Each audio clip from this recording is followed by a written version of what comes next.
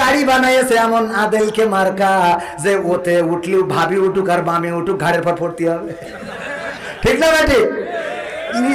হ্যাঁ, এমন খুঁজে বেকায়দা না। আমি মানে আমার বউ অসুস্থ হলো, আমি কইছি খবরদার তুই মরে যাই, কিন্তু যেটা করে দেওয়ারের কইলাম গাড়িতে উঠিস নি। আরো রাস্তায় জানে জানে বিট, আরে বিটি বেরেক দেবে তুমি ওর ঘাড়ের হতে উঠে যাই, বাবা আমার তো শেষ, কই যাই লাগে, কথা কয় না। হ্যাঁ, এগুলো সব মিথ্যে বলছে। আমি বউর জন্য ভালোবাসা থাকতে হবে না, হবে না? বউ বাবা সাবেক চেয়ারম্যান টাকা আছে না নাই? বললাম চেয়ারম্যান একটা গরু কি পুষানি দেওয়া যায়?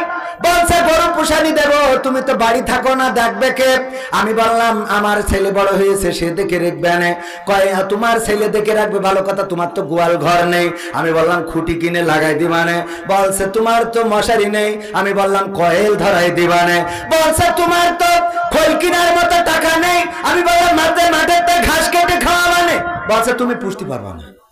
তুমি কি পুষতে পারবে না? তার মানে কি দেবে না? তার মানে দেবে না, চেয়ারম্যান দেবে না। এখন চেয়ারম্যান যা দিল না, হঠাৎ করে উত্তর গগনে কালো মেঘ জমা হয়েছে। জমা হওয়ার পরে দুমদাম করে শুরু হয়েছে। একটা ওনার গোয়ালের পরেও পড়েছে। বুঝতে পারছেন তো কি শুরু হয়েছে? হ্যাঁ, বজ্রপাত উনার গোয়ালের পরে রাত্রি একটা কষেছে। সকালবেলা ডাকতেছে কবির বিন সামাদ, এদিকে এসো। আমি বলছি আমার ডাকছেন? বল তুমি ছাড়া আবার কবির বিন সামাদ কিটা? এ নেছো গরু নিতে চাইলে নিবা নাই? তা আমি বলছি দিল্লি তো ভালোই হয়, আমার বাচ্চা দুধ পায় না ভালো, একটা গায়ে গরু হলে ভালোই হয়। তা বলছে তাহলে এক কাজ করো, লোকজন ডেকে নিয়ে আসো, নিয়ে যাও। তাই বলছি লোকজন টাকা লাগবে কেন? আপনি বিএনপি চেয়ারম্যান, আমি তো আবার ওই একই কাছাকাছি লোক, অসুবিধায় মিলমিশ করে নিবা না। একটা বাছুর হলে আপনার, একটা হলে আমার। তা বলছে একা পারবা না। বলছে এটা গায়ে গরুর সাথে পারবো না। আপনি কি বলে করেন, এত দুর্বল এখনো হয়নি। তা বলছে কি যে তা দেখো যে এই পারো কিনা। গইলি যেই দেখি চার হাত পা সব এক দেখি। তা আমি নাকে হাত দিলাম, দেখি ফুসফুসির কোনো আপ ডাউন নেই। পরে লেজের দিকে তাকায় দেখি ও নেটওয়ার্ক পাচ্ছে না, মানে মশা মাছি বসছে তা তাড়াচ্ছে না, ও তো দেখতে পায় না, ও টাওয়ার পায় পারলে একটা বাড়ি মারে, তো এটাও মারছে না। তা আমি আস্তে করে এসে চেয়ারম্যানে বলছি চেয়ারম্যান গরু কি মরি গ্যাস নাই? তা বলছে মরি গ্যাস বুঝলেই তো তোমার ডাকছি, কটা লোকজন ডেকে নিয়ে আসো, পা বেঁধে বা ঢুকে একটু ফেলাই দিয়ে আসতে হবে। তাই বলছে আপনি আমার ফাঁসি দেন, আপনি জেলে ঢুকান, ফাঁসি দেন, আমার দেশ থেকে তাড়ায় বিদেশে পাঠাই দেন, তাও আমি আপনার ওই মরা গরু পাট করব না, পরিষ্কার করব না। কারণ আমি জানতে থাকতে চাইলাম কত অজুহাত, আমার গোয়াল নেই, মশারি নেই, কয়েল নেই, আমার খাবার নেই, খোল নেই, ভুসি নেই, ঘাস নেই, কত কি বললেন। আবার এখন যেই মারা গেছে সেই বলেন কবির বিন সামাদ আসো, আসো গো আমার গরু ফেলাতি হবে রে। আমি যেমন ওই গরু ফেলাবো না, আপনারা কেউ ফেলাবেন নাকি? ফেলাবেন নাকি? তেমনি ভাবে যে আল্লাহর বান্দাকে বললাম, 5 বার করে ডাকলাম, আসেন নামাজের দিকে, হাইয়া আলাস সালাহ, নামাজের দিকে আসো, হাইয়া আলাল ফালাহ, আসো কল্যাণের দিকে। না কোনোদিনও মসজিদে ঢুকাতে পারলাম না। আসসালাতু খায়রুম মিনান নাওম, ঘুম থেকে নামাজ উত্তম। আরো কম্বলটা আরো কায়দা করে টেনে নিলে, এত কিছু করলো। ওর যখন ছেলে হলো বললাম ছেলেটা একটু মাদ্রাসায় দেন। কয় মাদ্রাসায় পড়লে খাওয়ার অভাবে মরে যাবে।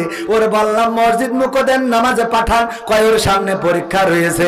যখন রোজার মাস শুরু হলো বললাম রোজা রাখান।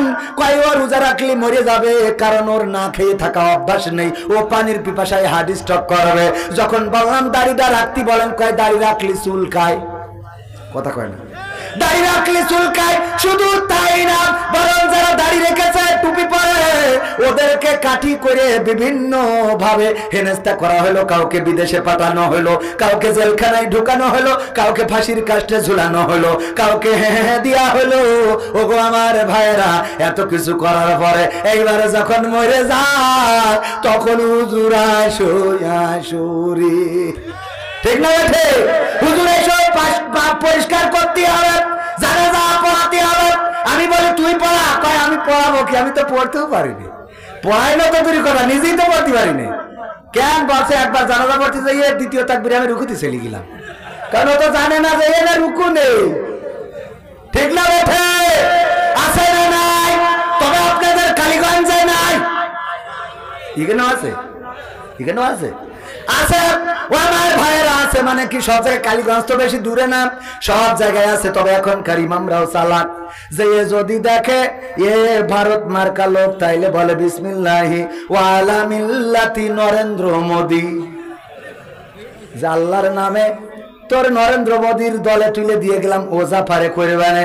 আর যদি দেখে পিটার হাসের লোক তাইলে বলে বিসমিল্লাহি ওয়া আলা মিল্লাতি বাইডেন। কি বোঝা গেছে? কি হবে বেঁচে থেকে? কি হবে যুবক নামের বোঝা হলে এই ধরাতে, যেখানে মা বোনেরা ধর্ষিতা হয় দিনে রাতে? কি হবে যুবক নামের বোঝা হয়ে এই দেশেতে, যেখানে মা বোনেরা ধর্ষিতা হয় দিনে রাতে? যৌবনের সার্থকতা ঘুচিবে সকল ব্যথা, যৌবনের সার্থকতা ঘুচিবে সকল ব্যথা। পারো যদি বলি দিতে মানুষরূপী পশুটাকে, পারো যদি বলি দিতে মানুষরূপী পশুটাকে। কি হবে বেঁচে থেকে? অযথা বিদ্যা শিখে যদি না গড়তে পারি শোষণবিহীন সমাজটাকে। কি হবে বেঁচে থেকে? কি হবে আলেম হয়ে ইমাম সেজে মসজিদেতে, পারো যদি সত্য কথা উচ্চ স্বরে না বলিতে? এমন ইমাম আছে না নাই? উচ্চ স্বরে সত্য কথা বলে না। আবার অনেক ইমাম আছে সত্য কথা যদি বলে তাইলে তার ইমামতি ওই মসজিদে চলে, আছে না নাই? মসজিদের সভাপতি বললে যে হুজুর দীর্ঘদিন ধরে আমরা মুসা আলাইহিস সালামের জীবনী শুনি নাই, আপনি একটু মুসা আলাইহিস সালামের জীবন নিয়ে আলোচনা করবেন। হুজুর আলোচনা করলো, করার পরে সভাপতি ডাক দেয় এইদিকে আসেন, ইমাম সাহেব এদিকে আসেন। বললাম কি আর আপনি করলেন কি? কি বললেন আর কি করলাম? বললেন মুসা আলাইহিস সালামের জীবন নিয়ে আলোচনা করতে, আপনি করলেন কি? বলছে আমি তো মুসা আলাইহিস সালামের জীবন নিয়ে আলোচনা করলাম। বলছে তাই কি আপনি করলেন? আপনি তো দেখলাম ফেরাউনের জীবন নিয়ে পড়েছিলেন। কার জীবন নিয়ে? এই ওই দুজন কি হয়েছে তোমাদের? কি হয়েছে? মুতু ধরেছে? মেশিন নিয়ে এত তাড়াতাড়ি শেষ? এই যেটা উঠবে খেয়াল করবেন। ও আমার ভাইরা, ও আমার কলিজার টুকরারা, ও আমার দিনদার ইমানদার মুসলমান ভাই বাবাজিরা, ইমাম সাহেবকে ডেকে যখন এই কথা বললো, ইমাম বলছে দেখেন মুসার কথা যদি বলতে যায় ফিরাউন এর কথা তো অটোমেটিক চলে আসে, কয়ে আসে তাতে অসুবিধা নেই, কিন্তু আপনি যখন বলছিলেন তখন আমার দিকে তাকাচ্ছিলেন কেন? সমস্যা কোন জায়গায় বুঝতে পারছেন? সমস্যা কি বোঝা গেছে? উনার দিকে তাকালি মনে করে যে ফিরাউনের কথা ওর বলা হচ্ছে, কয় না। চোর ধরার জন্য চেয়ারম্যান বুদ্ধি করলো কাঁঠাল চোর, কে কাঁঠাল চুরি করেছে?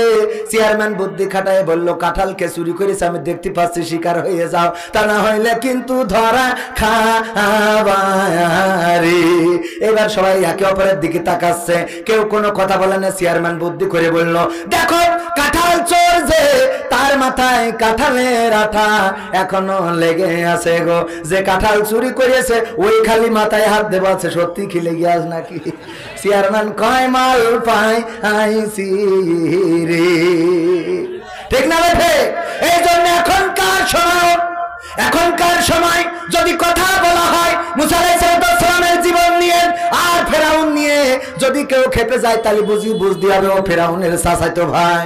যদি ইব্রাহিমের কথা আলোচনা করা হয় আর নমরুদের কথা যদি আসে, এতে যদি কেউ খেপে যায় তাহলে বুঝতে হবে ও নমরুদের মামাতো ভাই। আর যদি মুহাম্মদ সাল্লাল্লাহু আলাইহি সাল্লামের কথা আলোচনা করা হয় আর যদি কেউ খেপে যায় তাহলে বুঝতে হবে ও আবু জেহেলের নানাতো ভাই।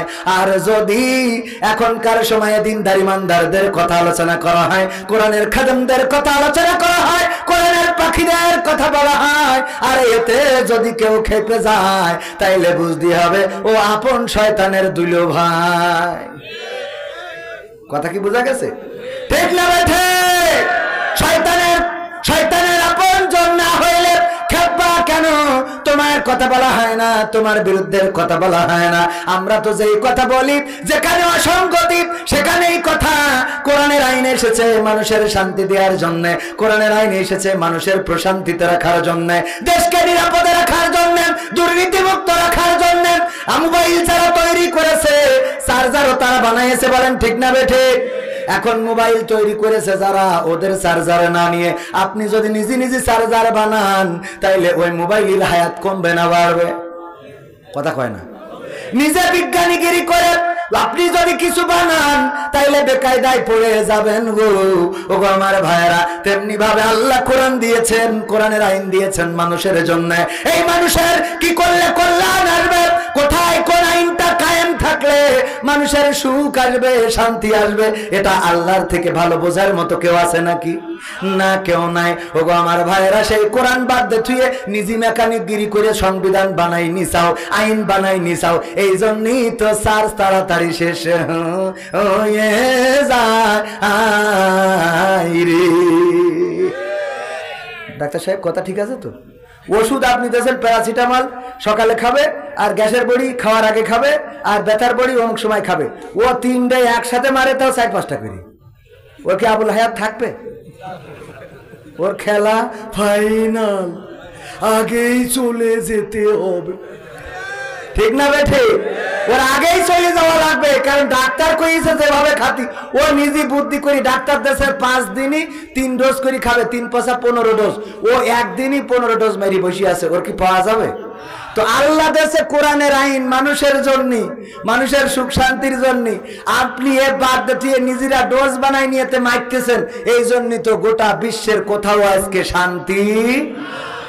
সমাধান খুঁজে খুঁজে ক্লান্ত হয়েছো যারা, সমাধান যদি পেতে চাও, সব পথ গিয়ে ভুলে কোরআন দেখো খুলে, সমাধান যদি নিতে চাও। সমস্যা যত সব দূর করে দিবে রব, সমস্যা যত সব দূর করে দিবে রব, যদি তুমি যাও চেয়ে যাও। সমাধান, সমাধান খুঁজে খুঁজে ক্লান্ত হয়েছো যারা, সমাধান যদি পেতে চাও, সব পথ গিয়ে ভুলে কোরআন দেখো খুলে, সমাধান যদি নিতে চাও। কোরআন ধরি না বলে, কোরআন পড়ি না বলে চারিদিকে হই লাঞ্ছিত, ঠিক না বেঠিক? কোরআন জানি না বলে, কোরআন মানি না বলে সব অধিকার বঞ্চিত। কোরআন ধরি না বলে, কোরআন পড়ি না বলে চারিদিকে হই লাঞ্ছিত। কোরআন জানি না বলে, কোরআন মানি না বলে সব অধিকার বঞ্চিত। মরিচিকার পিছে না ঘুরে মিছে মিছে, মরিচিকার পিছে না ঘুরে মিছে মিছে, কোরআনটা খুলে দেখে নাও। সমাধান, সমাধান খুঁজে খুঁজে ক্লান্ত হয়েছো যারা, সমাধান যদি পেতে চাও, সব পথে গিয়ে ভুলে কোরআন দেখো খুলে, সমাধান যদি নিতে চাও।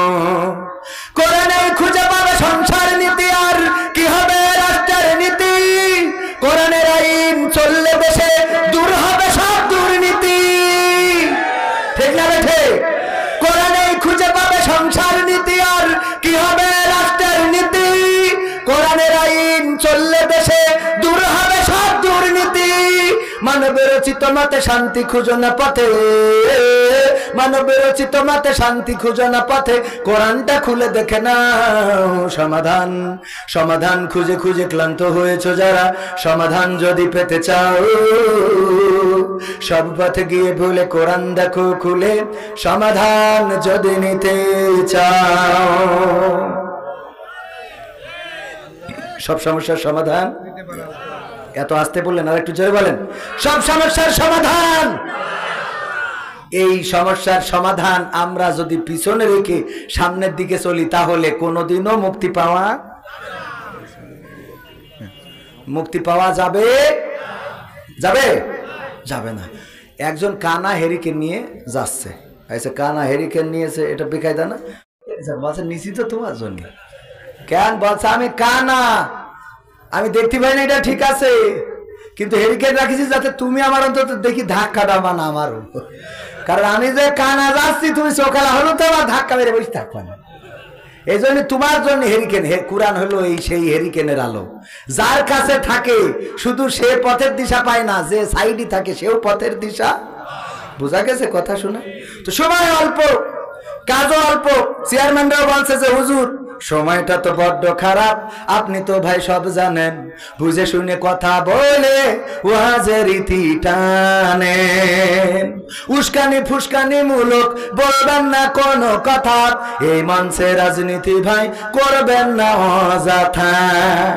আমরাও ভাই কোরআন জানি মানি মোটামুটি, ঝামেলাতে থাকি মাঝে মাঝে নিয়ে ভোটা ভুটি। মক্তবেতে শিখেছিলাম আলিফ বা তা সা, কোরআন হাদিস মোটেও জানি না এমন কিন্তু না। তাই রাজনীতি চলবে না ও হুজুর, রাজনীতি চলবে না, তাই রাজনীতি চলবে না ও ভাই, রাজনীতি চলবে। এবার বাচ্চা হুজুর শোনেন, এই মাহফিল 64তম মাহফিল, একটা না দুইটা না, 63 বছর হয়ে গেছে 64তম মাহফিল। আমি বললাম তাতে কি? বলছে এর আগেও তো আমরা হুজুরা নিলাম। তা হুজুরা নিলেন তা কি হইল? বলছে অমুক হুজুর ওয়াজ করিল কত মধুর সুর, কবরেতে গেলে পাবো 70,000 হুর। এমন ওয়াজ আছে না নাই? এমন ওয়াজ করলে হুর পাওয়া যায় না, যায় না? হুর পাওয়া যাক আর না যাক, অত্যন্ত বাংলার জমিনে হাতের মধ্যে হ্যান্ডকাপ, পায়ের মধ্যে ডান্ডা বেড়ি লাগবে। কথা কয় না? লাগবে। ও মুখ হুজুর ওয়াজ করে কত মধুর সুর, কবরেতে গেলে পাবো 70,000 হুর। অনেক দোয়া আছে পড়লে কোটিতে সওয়াব, সারা জীবন পাপ করিলেও পেয়ে যাব মাফ। বাপ দাদারে নাজাত দিতে করেছি 40, আমার বেলায় 4টা গরু গোয়াল ঘরে পুষা। আমিও ভাই কিছুটা জানি, মানি না তা না, ছোটবেলায় শিখেছিলাম আলিফ বা তা সা। তাই রাজনীতি চলবে না ও হুজুর, রাজনীতি চলবে না, তাই রাজনীতি চলবে না ও ভাই, রাজনীতি চলবে। এবার বাচ্চা হুজুর শোনেন, আপনি মনে করছেন আমরা মানি না মানি, ইসলাম মানি, ভালোই মানি। আমি বললাম কি মানেন? হুজুর মিলাদ করি, কিয়াম করি, যাই বাবার মাজারে, হয়তো একটু বিড়ি টানি 12 বাজারের বাজারে। আছে না নাই? মিলাদ করি, কিয়াম করি, যাই বাবার মাজারে, হয়তো একটু বিড়ি টানি কালীগঞ্জের বাজারে। ফজর নামাজ হয় না পড়া, থাকি তখন নিদে, আল্লাহর কিরে হয় না কাজা, নামাজটা 2 ঈদে। আছে না নাই? 2 ঈদে নামাজ কাজা হয় না, কিন্তু ঘটনা অন্য জায়গায়। আমার চেয়ারম্যান সাহেব চাঁদ দেখার জন্য গেল, যেই দেখে আকাশ মেঘলা, চাঁদ দেখা যাচ্ছে না।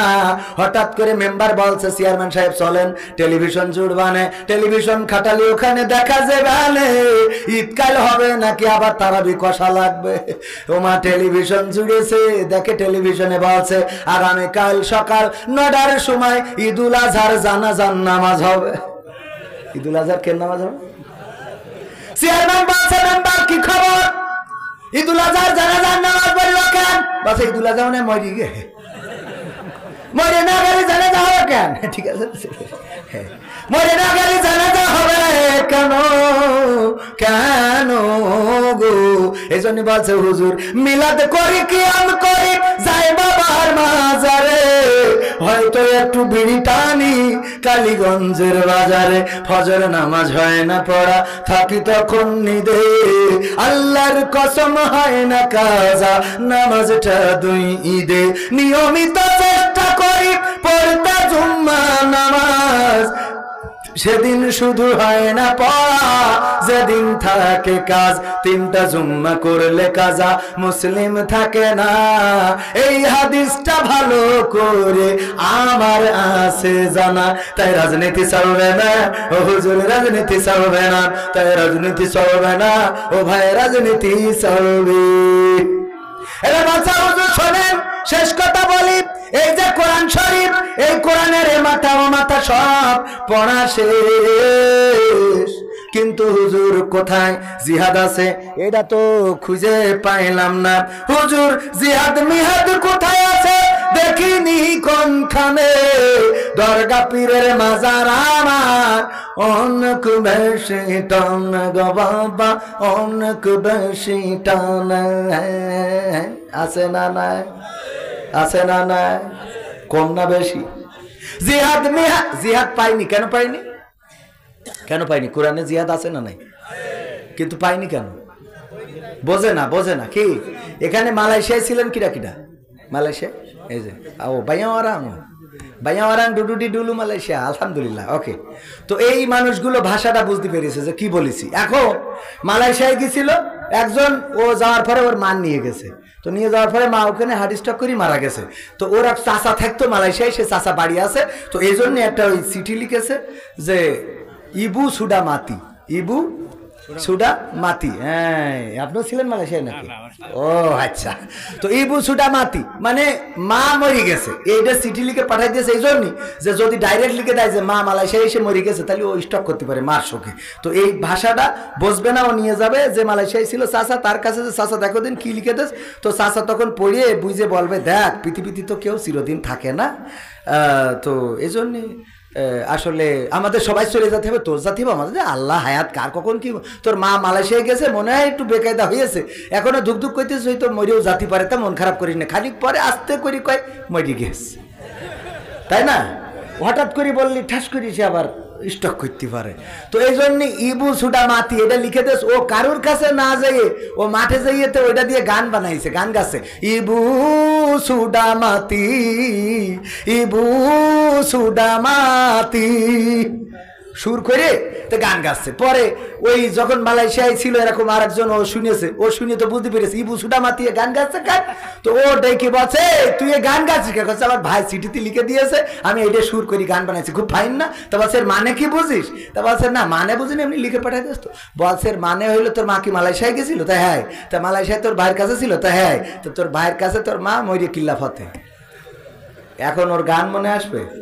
বরং ও বলছে ও মা আমারে এতিম করিয়ে গেলি মা। আমি কি কান্নাকাটি আছে না নেই? কথা কয় না, কারণ কি? সে বিষয়টা বুঝদি, আগে বুঝিনি, পরে বুঝার পরে কান্না আছে না নাই, বুঝলি গান হবে। তো জিহাদ আছে কি নেই? ও তা করলেও মিটে যায়। ভাইরা আমার, আল্লাহ বলছেন ইন্নাল্লাহ আশতারা মিনাল মুমিনিনা আনফুসাহুম ওয়া আমওয়ালাহুম বিআন্না লাহুমুল জান্নাহ। কথাটা কার? আল্লাহর কথা শুনতে রাজি আছি না নাই? আল্লাহ কি বলছেন? ও আমার বান্দারা, তোমরা যদি আমার রাস্তায় মাল দাও, জান দাও, আমি তোমাদের জানমালের বিনিময়ে আমার জান্নাতটা দিয়ে দিতে চাই। সেই জান্নাত আমরা চাই, কিডা কিডা হাত উঁচু করেন। জান্নাত কি চান সবাই? নারায়ে তাকবীর, নারায়ে তাকবীর। আল কোরআনের আলো, আল হাদিসের আলো, নারায়ে তাকবীর। এই হাতটা দেখালেন কার? আমার না আল্লাহর? আরো উঁচু করেন, হাতটা দেখালেন কার? সে আল্লাহর। যদি দেখায় থাকেন, রক্ত চাই না, রক্ত দিয়া লাগবে না আমার ক্যামেরাম্যান, টাকা দাও কিছু, আমরা একটু পরীক্ষা করার জন্য আপনাদের কাছে হাত বাড়াই। আল্লাহ বলছেন, আল্লাহ রাব্বুল আলামিন বলছেন কি জানো? আমি ব্যক্তিগতভাবে 500 টাকা দিলাম। কয় টাকা? এই মাহফিলের জন্য। এখন আপনাদের কাছে একটু হাত বাড়াইলাম, যে যা পারেন দেন, আমার কাছে এসে দিতে পারেন, আমি মুসাফির মানুষ। আর যদি কাছে এসে না দেন, প্যাকেট নিয়ে যাবেন নাকি? প্যাকেট নিয়ে যাবেন? ও চাদর, চাদর নিয়ে যাচ্ছে, যা আছে পকেটে দিয়ে দেন, প্যাকেটে দিয়ে দেন, চাদরে। মা বোনেরাও আছে, নাম বলতে অনিচ্ছুক 5000 টাকা। নারায়ে তাকবীর। নাম বলতে অনিচ্ছুক 5000 টাকা দিলে একজন ব্যক্তি, আল্লাহ দানকে কবুল করে নাও, নেখায়াত দিয়ে দাও, মনের স্বপ্ন পুরা করে দাও, আপনজনদেরকে কবুল করে নাও। তারপরে আর কিরা কিরা আছেন দেন, সজল এগুলো নাও, আল্লাহ দানকে কবুল করে নাও। ও আমার ভাইরা, যে যা পারেন। মহিলা প্যান্ডেলে মা বোনেরা আছেন, মা বোনদের জন্য দু একটা কথা বলার দরকার ছিল, কিন্তু আগামীবার এসে বলবো কই দিয়ে যান, রুমাল নিয়ে যান। আর নগদ যারা দিবেন আমার হাতে দিন। একজন 50 টাকা দিয়ে আল্লাহ কবুল করো, আর একজন 50 টাকা আল্লাহ কবুল করে নাও, নেখায়াত দিয়ে দাও, মনের স্বপ্ন পুরা করে দাও, আমার চাচার কাছে নিয়ে দেন। 200 টাকা আল্লাহ কবুল করো। বক্তা নিয়ে আসেন। না না না, আপনি পরিবেশটাই নষ্ট করে দিয়েছেন। না না, আশ্চর্য, আপনারা পরিবেশটা আপনারা নষ্ট করে দিলেন না। আপনি আপনি এখানে আপনি যদি বলেন মিছে কথা, তো এখানে তো লিখাই রয়েছে, এই যে লিখা আছে না নাই, হুজুর জনাব আপনার সময় 12টা 30 পর্যন্ত আপনার সময়, এর মধ্যে আদায় করে দিবেন। এই যে এরপরে আর একজন এসে বলছে যে আরো বক্তা আছে, আপনি তাড়াতাড়ি শেষ করেন। না না না বলেছে কিনা আপনি বলেন, বলেছে কিনা? তাহলে বলেছে তো আমি এখানে এখন পরিবেশ নষ্ট করি, লোকজন সব উঠে চলে গেছে, আপনি আবার ওয়াজ করতে করেন, মানে ভাঙা বাজারে কি করবো আমি তো লোকজন সব ঠিক করেই রাখিলাম। এই লোকগুলোর আমি এখন আমার আলোচনার অংশেই যেতে পারিনি। মা বোনেরা রয়েছে পর্দার অন্তরে, তাদের ব্যাপারে কথা বলা লাগবে না? আপনারা চিরকুট দেবেন, কানে এসে বলবেন বক্তা আছে, আবার বলবেন যে হুজুর বাজার ভেঙে এখন কে মাহফিল, এখন ভাঙা বাজারে আপনারা এসে ওয়াজ করেন, আমি না। সবাইকে অসংখ্য ধন্যবাদ, আবারও দেখা হবে, কথা হবে ইনশাআল্লাহ। আসসালামু আলাইকুম রহমতুল্লাহ।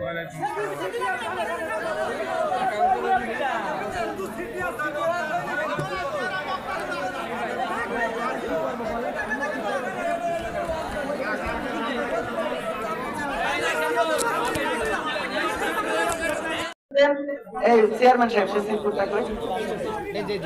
এই যে দেখেন এখানে লিখে দিয়েছে জনাব আপনার সময় 12টা 30 পর্যন্ত, এর মধ্যে আদায় করে দিবেন।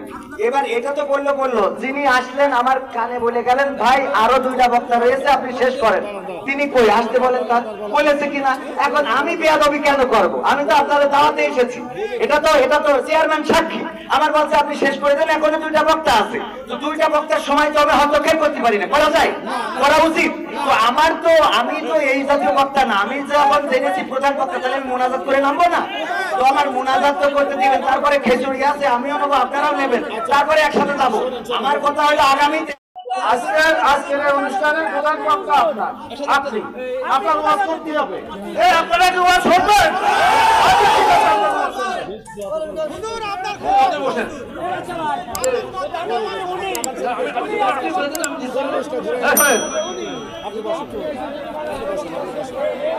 উপস্থিত ভাই আপনারা একটু কথা একটু বলি শোনেন।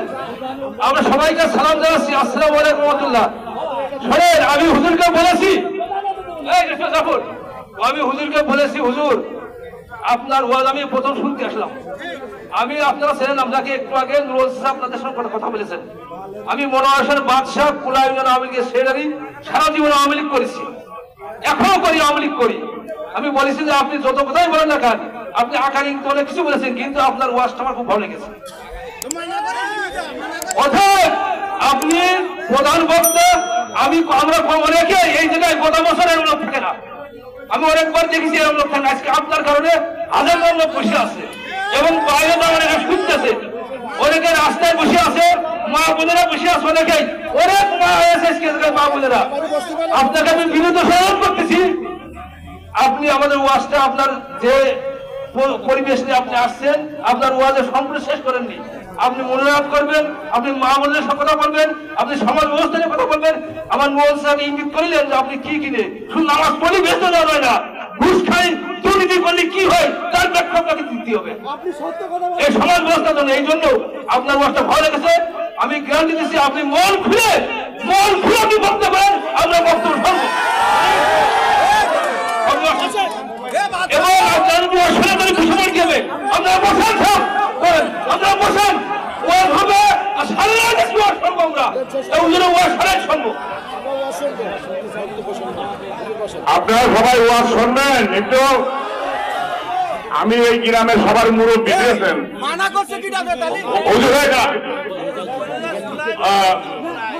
হুজুর, আমি এই গ্রামের সবচেয়ে মুরব্বী দিয়েছেন, এখন বর্তমান সময়ের আমি সবচেয়ে মুরব্বী। আমি বলছি সবার পক্ষ থেকে আপনাকে অনুরোধ করছি, আমি এই গ্রামের এখন মুরব্বী বুঝেছেন।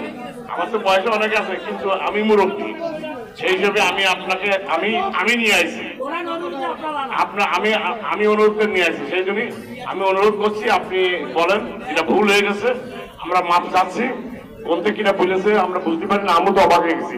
আপনারা সবাই আগে এসে বসেন, আপনারা যদি আমাকে একটু মানেন তাহলে একটু আগে এসে বসেন ইনশাল্লাহ। আসেন আসেন আসেন আসেন আসেন আসেন।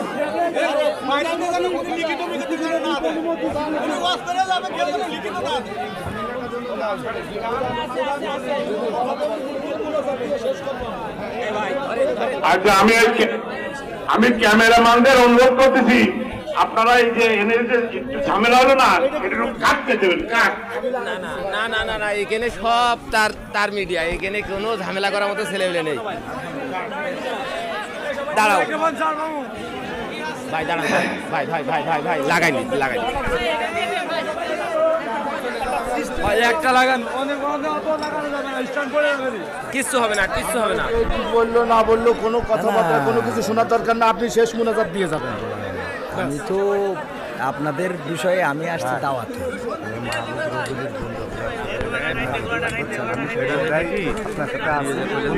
পর্যন্ত করবেন, সেক্ষেত্রে ভাবলাম তো আপনি 11:30 ভিতরে মুনাজাত শেষ করবেন। কিন্তু আমার ওই ভাই, আর যুবকটা কই? মনে করেন যে বলে গেল যে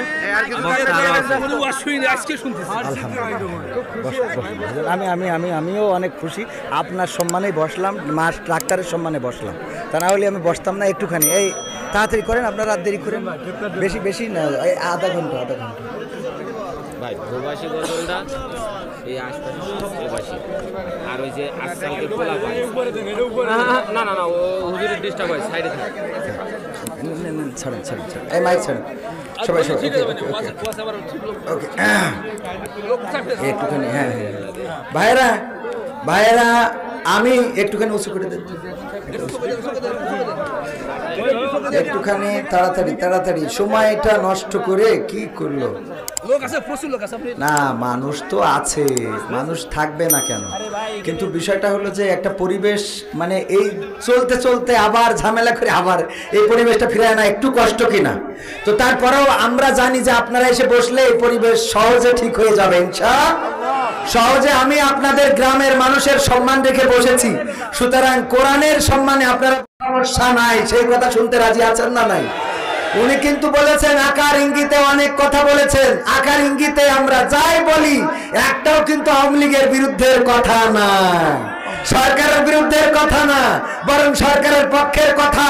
সরকার একটি সুদ মুক্ত, সরকার একটি দুর্নীতি মুক্ত, দুঃশাসন মুক্ত, ধর্ষণ মুক্ত, জেনা মুক্ত, ব্যভিচার মুক্ত দেশ গড়তে চায় না। কিন্তু প্রেসক্রিপশনে ভুল আছে, সেই প্রেসক্রিপশনটা আমাদের করে দেওয়ার দরকার আছে না? নেই। সেই প্রেসক্রিপশনটা কোনটা?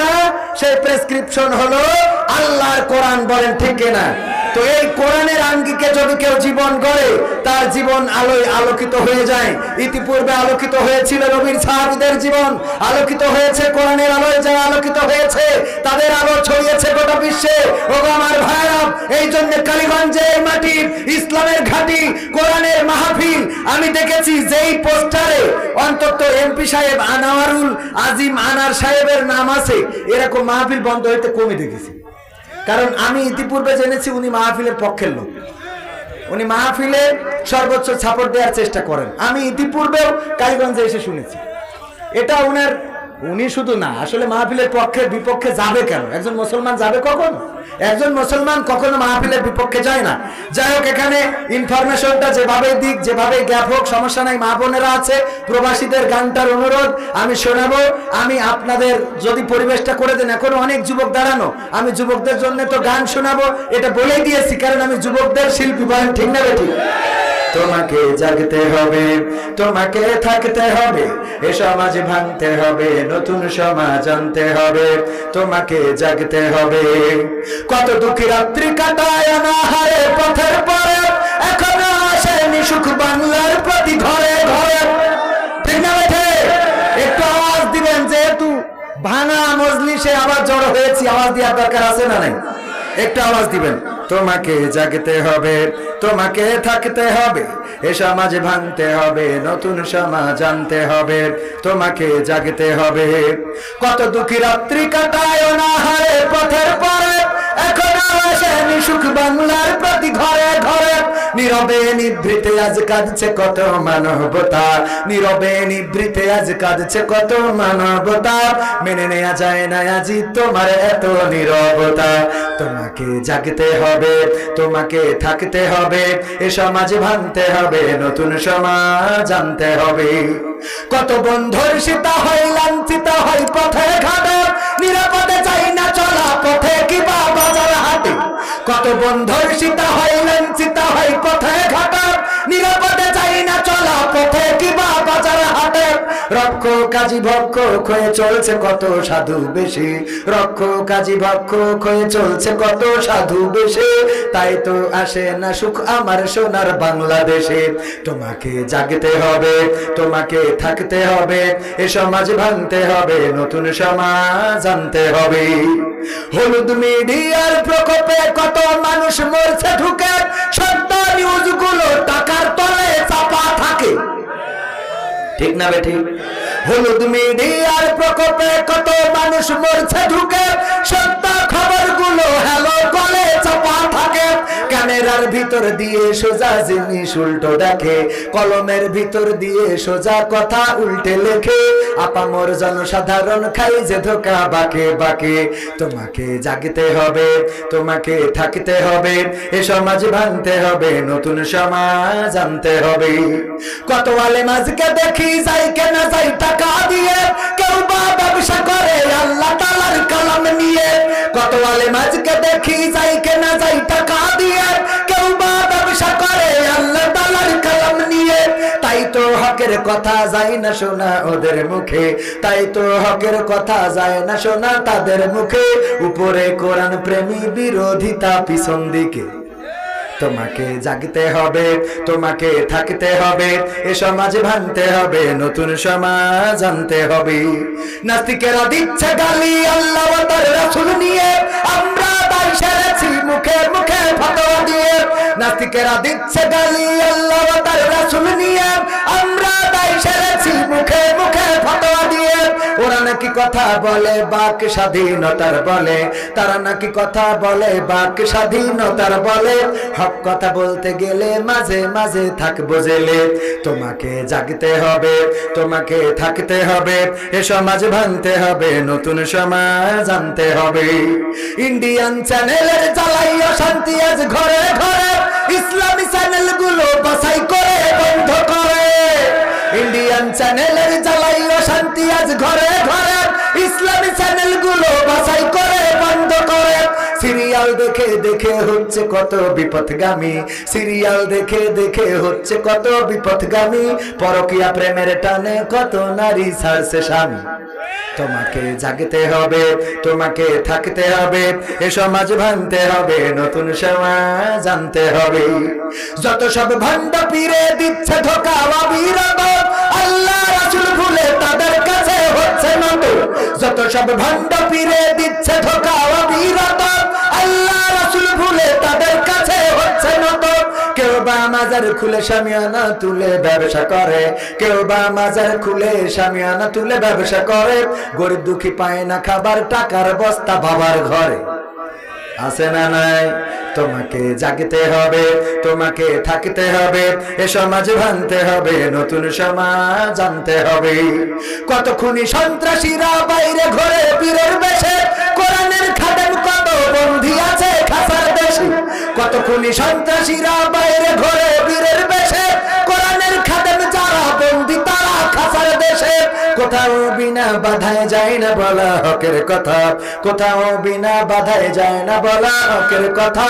রক্ত দিয়ে কেনা এটা কেমন স্বাধীনতা, ঠিক না বেঠিক?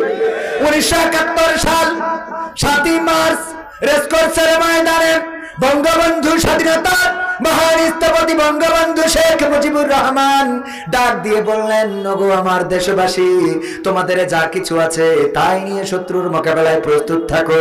মনে রেখো, এবারের সংগ্রাম মুক্তির সংগ্রাম, এবারের সংগ্রাম স্বাধীনতার সংগ্রাম। বলেছে না বলে নাই? বলেছে না বলে নাই? তবে ওয়াজ করে বলে নাই, সুর দিয়ে বলে নাই। অনেক কথা আছে, যদি সুর দিয়ে আমার চেয়ারম্যান বলতো তাইলে আমার দাওয়াত কমে যেত। কারণ চেয়ারম্যান যেই কথাগুলো বলেছি সেই কথাগুলো সুর দিয়ে বললে ওয়াজ হয়ে যাবে। বলল শুধুমাত্র দাড়ি রাখবেন, টুপি রাখবেন, তাতে নামাজ পড়বেন, জান্নাত পেয়ে যাবেন, তা হবে না। সুদ খাওয়া ছাড়লেন না, ঘুষ খাওয়া ছাড়লেন না, কেমন করে জান্নাত পাবেন? বলেছে না বলে নাই? এই কথাটা সুর দিয়ে বললে আমার দাওয়াতের তেশমারা সারা। বুঝা গেছে? আমার ভাইজান বললেন, আমি আওয়ামী আওয়ামী লীগের ইউনিয়ন সেক্রেটারি। আমি বলছি এখানে কথা হবে, খোলামেলা আলোচনা হবে, কোরআন হাদিস থেকে হুজুর কথা বলবে। এইভাবে সুদ দিয়ে যদি বলতো ওয়াজ হয়ে যেত, আমার ওয়াজের জন্য আর ডাকা হতো না রে। ঠিক না রে? ঠিক। এই জন্য উনারা সুর দিয়ে বলে না বুঝলে আমরা বেঁচে গেছি। খাওয়া ফিরি টাকা আছে না নাই? রিজিকের মালিক কে? আল্লাহ। যে আল্লাহকে যে রিজিকের মালিক মেনে নেয়, আল্লাহকে যে অভিভাবক মেনে নেয়, তার কোনো দুঃখ থাকতে পারে? তার কোনো দুঃখ থাকতে পারে না। ওগো আমার ভাইরা, পবিত্র কোরআনের সূরা আল ইমরানের আয়াতটা আপনাদের মনে আছে না নাই? আল্লাহ বলছেন, ইয়া আইয়ুহাল্লাযীনা আমানুত্তাকুল্লাহা হাক্কা তুকাতিহি ওয়া লা তামুতুন্না ইল্লা ওয়া আনতুম মুসলিমুন। আমার আল্লাহ বলছেন, ওগো ঈমানদাররা, তোমরা আল্লাহকে ভয় করো যেমন তাকে ভয় করা উচিত। আর ততক্ষণ পর্যন্ত মৃত্যুবরণ করো না যতক্ষণ পর্যন্ত না তোমরা পূর্ণ মুসলমান হতে পারো। কথাটা কার? জোরে বলেন, কথাটা কার? সেই আল্লাহর কথা মানার দরকার আছে না নাই? তাইলে প্রথম অংশে কি বললেন? আল্লাহ বলছেন আল্লাহকে ভয় করো যেমন করে ভয় করা উচিত। কেমন ভয়? ভয়টা হলো এমন, যদি কোথাও আপনার ধরেন ভোট দিতে গেছেন, দিয়ে আইছেন নৌকা মার্কায়, এসে টিরাকের লোকের বলতেছেন আমি কিন্তু তোমার দলেরই। উদাহরণ এইটা বলার পরে যদি ওই প্রার্থী বলে তুমি কোন মার্কায় ভোট দিয়েছো, ওখানে সিসি ক্যামেরা লাগানো আছে, তুমি তো জানো না। তুমি যখন সিলটা মাইরেছিলে তখন আমি এখানে আমার মোবাইলে ওয়াইফাই দিয়ে কানেকশন করা, আমি ক্যামেরায় দেখতে পাইছি তুমি কোন মার আর কার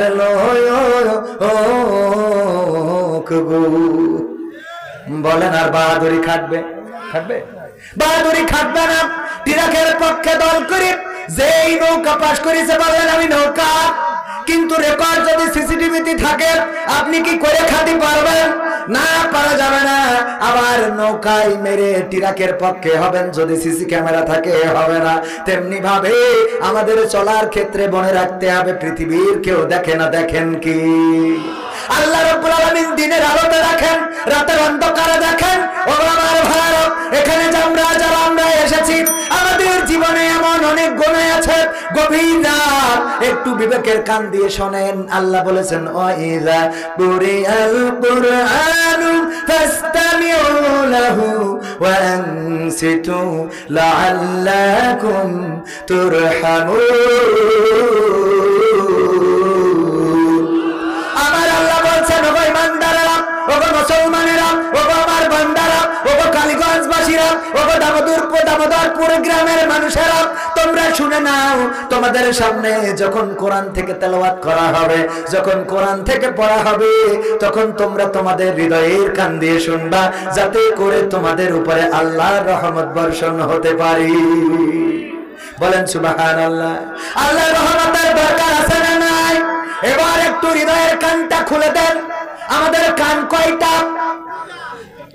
দুইটা। কান কয়টা? তিনটা। চোখ কয়টা? তিনটা। চোখ তিনটা। আপনি এখান থেকে আপনার বাড়ি দেখতে পাচ্ছেন না? নিজের বউও দেখা যাচ্ছে না? দেখেন, নিজের ছেলেকেও দেখা যাচ্ছে না? দেখতে পাচ্ছেন না? এখন আপনি কালীগঞ্জে গেছিলেন বাজার করার জন্য, ঈদের মার্কেট করতে, কোন দোকানে গেছিলেন দেখা যাচ্ছে না? ওটাও দেখা যাচ্ছে। খানিক আগে আমাদের যে কুপাকুপি শুরু হয়ে গেল, ওটা দেখা যাচ্ছে না? তাহলে চোখ কয়টা? তিনটা চোখ, দুইটা সরাসরি আর একটা ভিতরে। সব চোখ কানা হয়ে গেল, ভিতরের চোখ আছে না নাই? ভিতরের চোখ আছে। চোখে আর কিছুই দেখেন না, কিন্তু ভিতর দিয়ে দেখে রেখেছেন, ওটা মোছা যায় না। এই জন্য অনেকেই বলে যে লাঠির আঘাত সহ্য করা যায়, কিন্তু অন্তরের আঘাত সহ্য করা, কথার আঘাত সহ্য করা যায় না। হৃদয়ের কানটা একটু খুলে দেন, হৃদয়ের কান খুলে দিয়ে শোনেন। এখানে যারাই বসে আছেন, দাঁড়িয়ে আছেন, ওগো আমার ভাইয়েরা, দাঁড়ানো যুবকেরা, চিন্তা করে দেখেন জীবনে এমন অনেকেই অনেক গুনাহ করেছেন, যেই গুনার খবর যদি মা জানতো তাইলে আপনার ভাত রান্না করে খাওয়াতো না। এমন গুনাহ আছে না নাই? যদি বাবা জানতো বাড়িতে ঢুকতে দিত না, যদি গ্রামের লোক জানতো মসজিদে উঠতে দিত না। যদি আওয়ামী লীগের নেতা জানতো তাইলে আমাকে দল করতে দিত না, যদি বিএনপির মানুষ জানতো তাইলে আমাকে গ্রামে থাকতে দিত না। এমন অনেক গোনায় আছে, যদি স্ত্রী জেনে ফেলতো আপনার সাথে ওই স্ত্রী সংসার করতো না। যে তুমি কত নম্বর ব্যক্তি, মানুষ তো 1 নম্বর 2 নম্বর হয়, তুমি তো নম্বর ছাড়া হয়ে গেছাও, বলেন ঠিক কিনা? আবার অনেক নারীদের এমন অনেক গোনায় আছে যে গোনার খবর স্বামী জানলে তার সাথে সংসার করত। কারণ লাইলাতুল 14 ফেব্রুয়ারি ভ্যালেন্টাইন্স ডে আছে না নাই? এই লাইলাতুল ভ্যালেন্টাইন্স ডেতে মোটর সাইকেলে উঠে আজকেও দেখলাম গোলাপ কিনে দিয়ে নারীদেরকে দিচ্ছে, মেয়েদেরকে দিচ্ছে। ও আমার আল্লাহ, টুনটুনি নাও, টুনটুনি তুমি নাও, বয়স আমার বেশি না। ওরে টুনটুনির মা চুল কটা পাইকে গেছে বাতাসে, বলে না বলে না। এখন এই টুনটুনির মাকে বুঝায় আবার সুগার ড্যাডি হয়েছে। কি ড্যাডি? সুগার দাদি না সুগার ড্যাডি? সুগার ড্যাডি, এরা আবার সুগার ড্যাডি। কি একটা জামানা উঠেছে। ডাক্তার সাহেব, আপনার বয়সী মানুষ 18 বছরের মেয়ে বিয়ে করে বগলের তলে নিয়ে ঘুরে বেড়ায়, বুড়ো বয়সের জন্য আবার ভিড় তিনটি না ধরে, আছে না নাই? ওই যে খন্দকার মুস্তাক বঙ্গবন্ধুর মেরেছিল, মনে আছে আপনার? মনে না থাকলে আপনি কিছু রামলি, মনে আছে না? এই খন্দকার মুস্তাক বঙ্গবন্ধুর মেরেছে, আর এখন এক মুস্তাক হয়েছে আমার যুবকদের কলজের মধ্যে আগুন ধরাই দেশ। ঠিক না বেটে? ওই এক দিশা না দিশা, তার নিয়ে দিশা খুঁজে পায় না। তুই বিয়ে করেছিস, কর, বাচ্চা কাচ্চা হওয়া কোনো অসুবিধে নেই, কিন্তু এসে কেন খালি টিকটকে ভিডিও করে আমার যুবকদের দেখা সঙ্গে তো একটা মোটে বিয়ে হচ্ছে না। আর তুমি বুড়ো বয়সে ওই নিয়ে ঘুরে বেড়াবি, তো রাত্রি ঘুমোতেও পারে না। ঠিক না বেটে? এই জন্য বলেছি এইগুলো করা যাবে না। বিয়ে করো, কোনো অসুবিধা নাই। আবার তাদের প্রমোট করে মিডিয়া গুলো, যেই মিডিয়া বলে আমার রাসূল বিয়ে করেছে অল্প বয়সের নারীদের, এই বিয়ে করার কারণে আমার রাসূলকে গালি দেয়, বলেন নাউজুবিল্লাহ, আছে না নাই? রাসূলকে চরিত্রহীন বলেছে, বলেন নাউজুবিল্লাহ। রাসূলকে বলে অল্প বয়সী মেয়ে বিয়ে করেছে। এই কথাগুলো যারা বলে তারা আবার ওই যে তিশার নিয়ে খন্দকার মুস্তাক যখন বিয়ে করে ওদেরকে টেলিভিশনে নিয়ে ডাক দিয়ে বলে কিভাবে প্রপোজ করেছিল, কবে গোলাপ দিয়েছিল, বলো। কথা কয় না? প্রমাণ করে না, করে না। ওদেরকে প্রমোট করো, তাইলে আমার রাসূলকে নিয়ে তোমরা চুলকাও কেন? তার মানে তোমাদের সমস্যা অন্য জায়গায়, তোমাদের সমস্যা বিয়েতে না। তোমাদের সমস্যা হলো যারা দাড়িওয়ালা, টুপিওয়ালা, আল্লাহওয়ালা, ওদের পিছনে চুলকানো স্বভাবটা তোমাদের হয়ে গেছে। ঠিক না বেঠে? দাড়িওয়ালাদের বিপদে ফেলার লোক আছে না নাই? দাড়িওয়ালাদের পক্ষের লোক খুব কমই পাওয়া যাবে, টুপিওয়ালাদের পক্ষের লোক কমই পাওয়া যাবে। আমার প্রশাসনের ভাইরা মাহফিলে সহযোগিতা করছে, প্রশাসনের কোনো দোষ নেই। অনেক সময় প্রশাসনকেও বিপদে পরিচালিত করা হয়। অনেক প্রশাসনকে যদি এখন পাঠানো হয়, যাও কবির বিন সামাদের হাতে হ্যান্ডকাপ পরাও, উনি বাধ্য পড়াইতে, বলেন ঠিক না বেঠিক? এর জন্য পুলিশ দায়ী নাকি? বলেন দায়ী নাকি? না, দায়ী না। ও আমার ভাইরা, এই জন্য আগেই বলেছিলাম প্রথমে, কারণ আমি আসার পরে পুলিশের সাথে দেখা হলো, সালাম দিলেন, হ্যান্ডশেক করলেন, না হারে অনেক পুলিশ আছে পথে যখন দেখা হয় বলে হুজুর আপনার ভিডিও দেখি, যখন থাকি আপনার ভিডিও দেখি। কয়েকদিন আগে এক জায়গায় গাড়ি দাঁড় করালো, দাঁড় করানোর পরে হঠাৎ করে ফোন বের করে, প্রশাসন লোক ফোন বের করে বলছেন হুজুর একটা বিষয় আপনাকে দেখায়। যখন ফোন বের করে লক খুলেছে দেখলাম সাইদি রস শুনছিল। আমি বললাম আপনার তো ফাঁসি দেওয়ার দরকার আগে, আপনি সাইদি রস নিজে শোনেন আর আমরা শুনলি ধরিয়ে নিয়ে যান। কথা কয় না, বলেন সত্যি বলছেন, নিজে শোনেন কিন্তু ও কি আসলে ওধারের? কথা কয় না, ওধারে না না না, আইন যেহেতু আছে আইনের প্রয়োগ করতে হবে ভাইরা আমার। তবে একটু ঝামেলা হলো, আমাদের ভাইজানেরা অনেকেই আছে আবার একটু অসচেতন। আপনাদের এই যে বর্ডার আছে না নাই, বর্ডার ভারতের বর্ডারের কাছে তার কাটা বেড়া, ওই একটা গলি রাস্তা আছে, সেই রাস্তা দিয়ে মিস্টার বল্টু সাইকেলে করে আধা বস্তা বালু নিয়ে আসছে। ওইটা দেখে প্রশাসনের লোক ধরে বলছে বল্টু তোর সাইকেলে করে কি পাচার করতেছিস? বলছে সাইকেলে আধা বস্তা বালু ছাড়া আর কিছু না। কয় বালু পাচার করছিস কেন? আমাদের দেশে কি বালুর অভাব? চেক করি দেখি, চেক করি দেখে না সত্যিই বালু। বলছে যা ছেড়ে দিলাম। পরে আবার একদিন এসে আবার দেখে সাইকেল আধা বস্তা বালু। বল্টু তুই সাইকেলে করে কি পাচার করতে? স্যার বালু স্যার। এই বালু নিয়ে যাই। আবার চেক করে দেখে না সত্যি বালু। তৃতীয় দিন আবার যখন সাইকেলে করে আধা বস্তা বালু, বলছে সাইকেলে কি স্যার? বালু স্যার। তো যদি বালু হয় প্রতিদিন কেন বালু পাচার করিস? আমাদের কি বালুর অভাব হয়ে গেছে বাংলাদেশে? তোর এই বালু ঢাকায় পাঠাবো, বিজ্ঞানাগার থেকে গবেষণা করে দেখবো কোনো নাশকতা আছে কিনা। চেক করে দেখে না সত্যিকার অর্থে বালু, অন্য কিছু নেই। আপনাদের কালীগঞ্জের বাজারে যখন বল্টুর সাথে স্যারের দেখা, স্যার ডেকে বলছে বল্টু এইদিকে আয়, প্রতিদিন সাইকেলে করে আধা বস্তা বালু কেন পাচার করিস? বালুর কি বাংলাদেশে অভাব? সাইকেলে করে তোর বালু পাচার করা লাগবে কেন? বলছে স্যার সত্যি বলবো না মিথ্যে বলবো? কয় সত্যি কথা কয়। বলছে স্যার আমি আসলে বালু পাচার করি না, আমি ডাইরেক্ট ওই সাইকেলটা পাচার করি। কি পাচার করে? সাইকেল পাচার করে। আর পরে পরে চেক করছে কি চেক করছে? বালু। ও আমার ভাইরা, কত টাকা কত পয়সা সুইস ব্যাংকে চলে যায়। আর হুজুরির অ্যারেস্ট করিলে পকেটে মেসওয়াকার টুপি পাওয়া যায়। ঠিক না বেঠে? কত টাকা কত পয়সা বেগম পাড়ায় জমা হয়। আর হুজুরির ধরে চেক করিলে তসবি টুপি পাওয়া যায়। সত্য না মিথ্যা? এই জন্য চেক করা দরকার। আগে টাই পড়া লোকগুলো, আমার দেশের প্রবাসীরা বিদেশে থাকে, আছে না নাই? এই এলাকায় অসংখ্য প্রবাসী রয়েছে যারা কষ্ট করে করে টাকা পাঠায় এই দেশের জমিনে। আর এই দেশে অনেক টাই পড়া কোট পড়া মানুষ আছে যারা এই দেশের টাকাগুলো নীতি দুর্নীতি অর্থনীতি করে ওই সুইস ব্যাংকে, কানাডার বেগম পাড়ায়, লন্ডনে, ইউরোপে, আমেরিকায় পাঠিয়ে দেয়। বলেন সুবহানাল্লাহ। ও নাউজুবিল্লাহ হবে। হ্যাঁ নাউজুবিল্লাহ হবে। ডাক্তারও বলছে এটা তো নাউজুবিল্লাহ হবে। আমিও আবার এখন যেহেতু ভাঙা হাটে আবার নতুন করে বসেছি আমার দুইজন ভাইয়ের সম্মানে। ডাইনে আওয়ামী লীগ, বিএনপি, না বলে তো উপায় নেই। একটা ক্ষমতায় আর একটা আসতে পারে। কি? একটা ক্ষমতায় আর একটা আসতে পারে। এই জন্য আমি আর নামলাম, নেমে যে আবার উঠলাম যে না জানি কি হয় গো। ও আমার ভাই দুইজন দুই পাশে আছে, অসুবিধা নাই। প্রবাস থেকে প্রবাসীরা টাকা পাঠায়, কত কষ্ট করে প্রবাস থেকে এই দেশের রেমিটেন্স পাঠায়। আর এই দেশের টাই পড়া কোট পড়া মানুষগুলো ওই বেগম পাড়ায়, কানাডায় যে টাকা পাঠায়। ওদের দেখার মতো ধরার মতো আল্লাহর ওলি পাওয়া যায়? পাওয়া যায়? এই হলো দুর্নীতি। এই দুর্নীতিবাজ যারা, তারা সরকারকে ক্ষতি করছে। ঠিক না বেঠে? রোডের জায়গায় বাস ঢুকাইছে। চেয়ারম্যানের বললাম আপনি বাস ঢুকালেন কেন?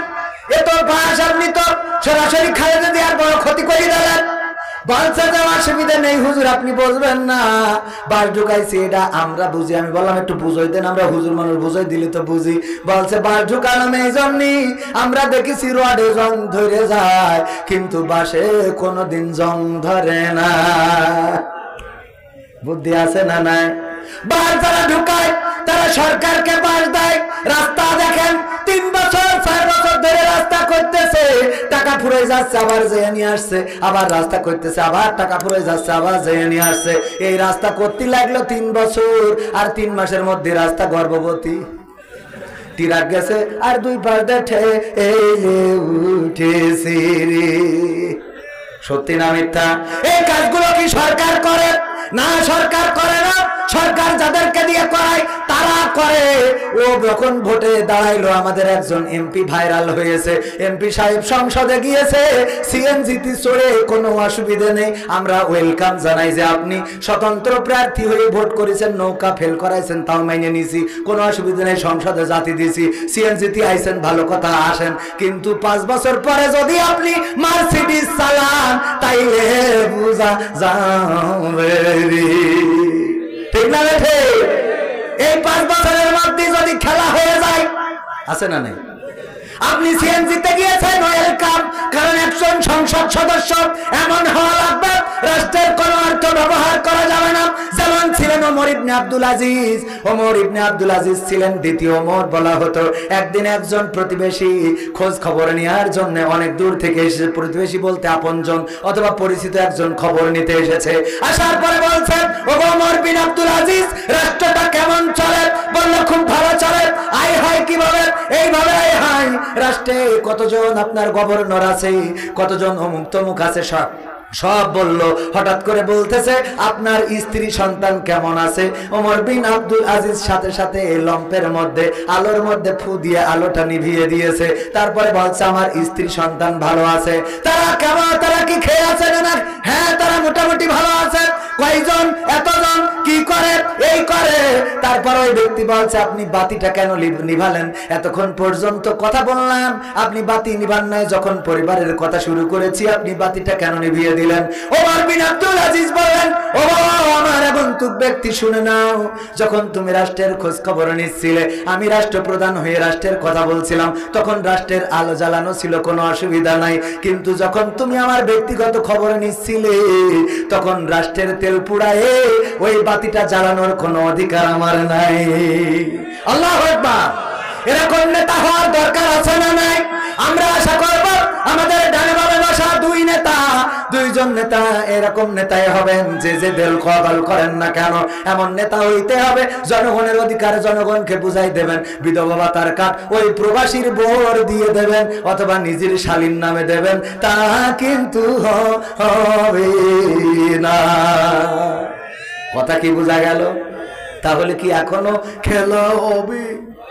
হবে এখনো?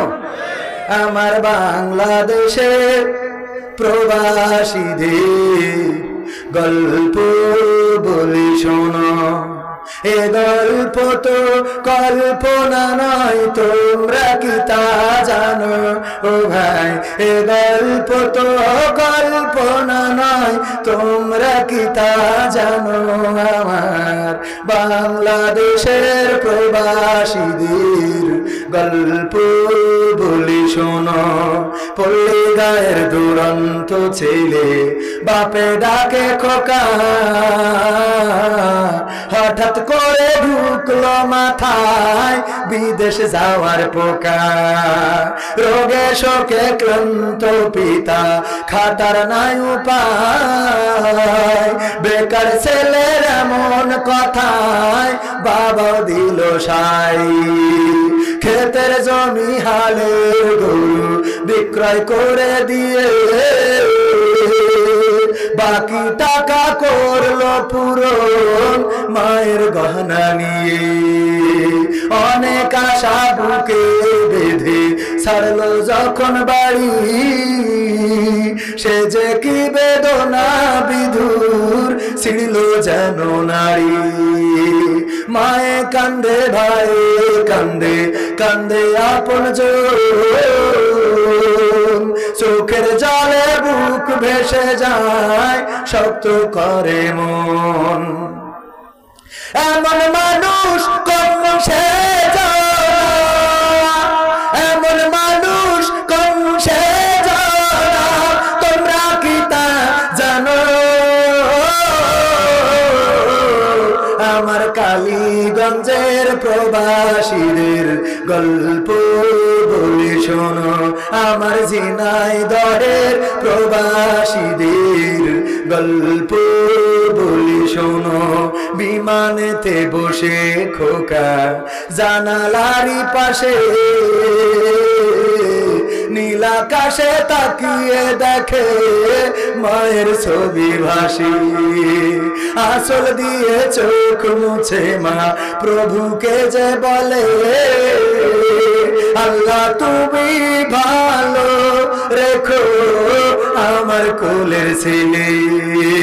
খোকা যে ছিল মা জননীর কলিজারি বোটা, ভাবতে সব চোখ ভিজে জল পড়লো ফোটা ফোটা। এমন মানুষ কোন সে জানা, এমন মানুষ কোন সে জানা, তোমরা কি তা জানো?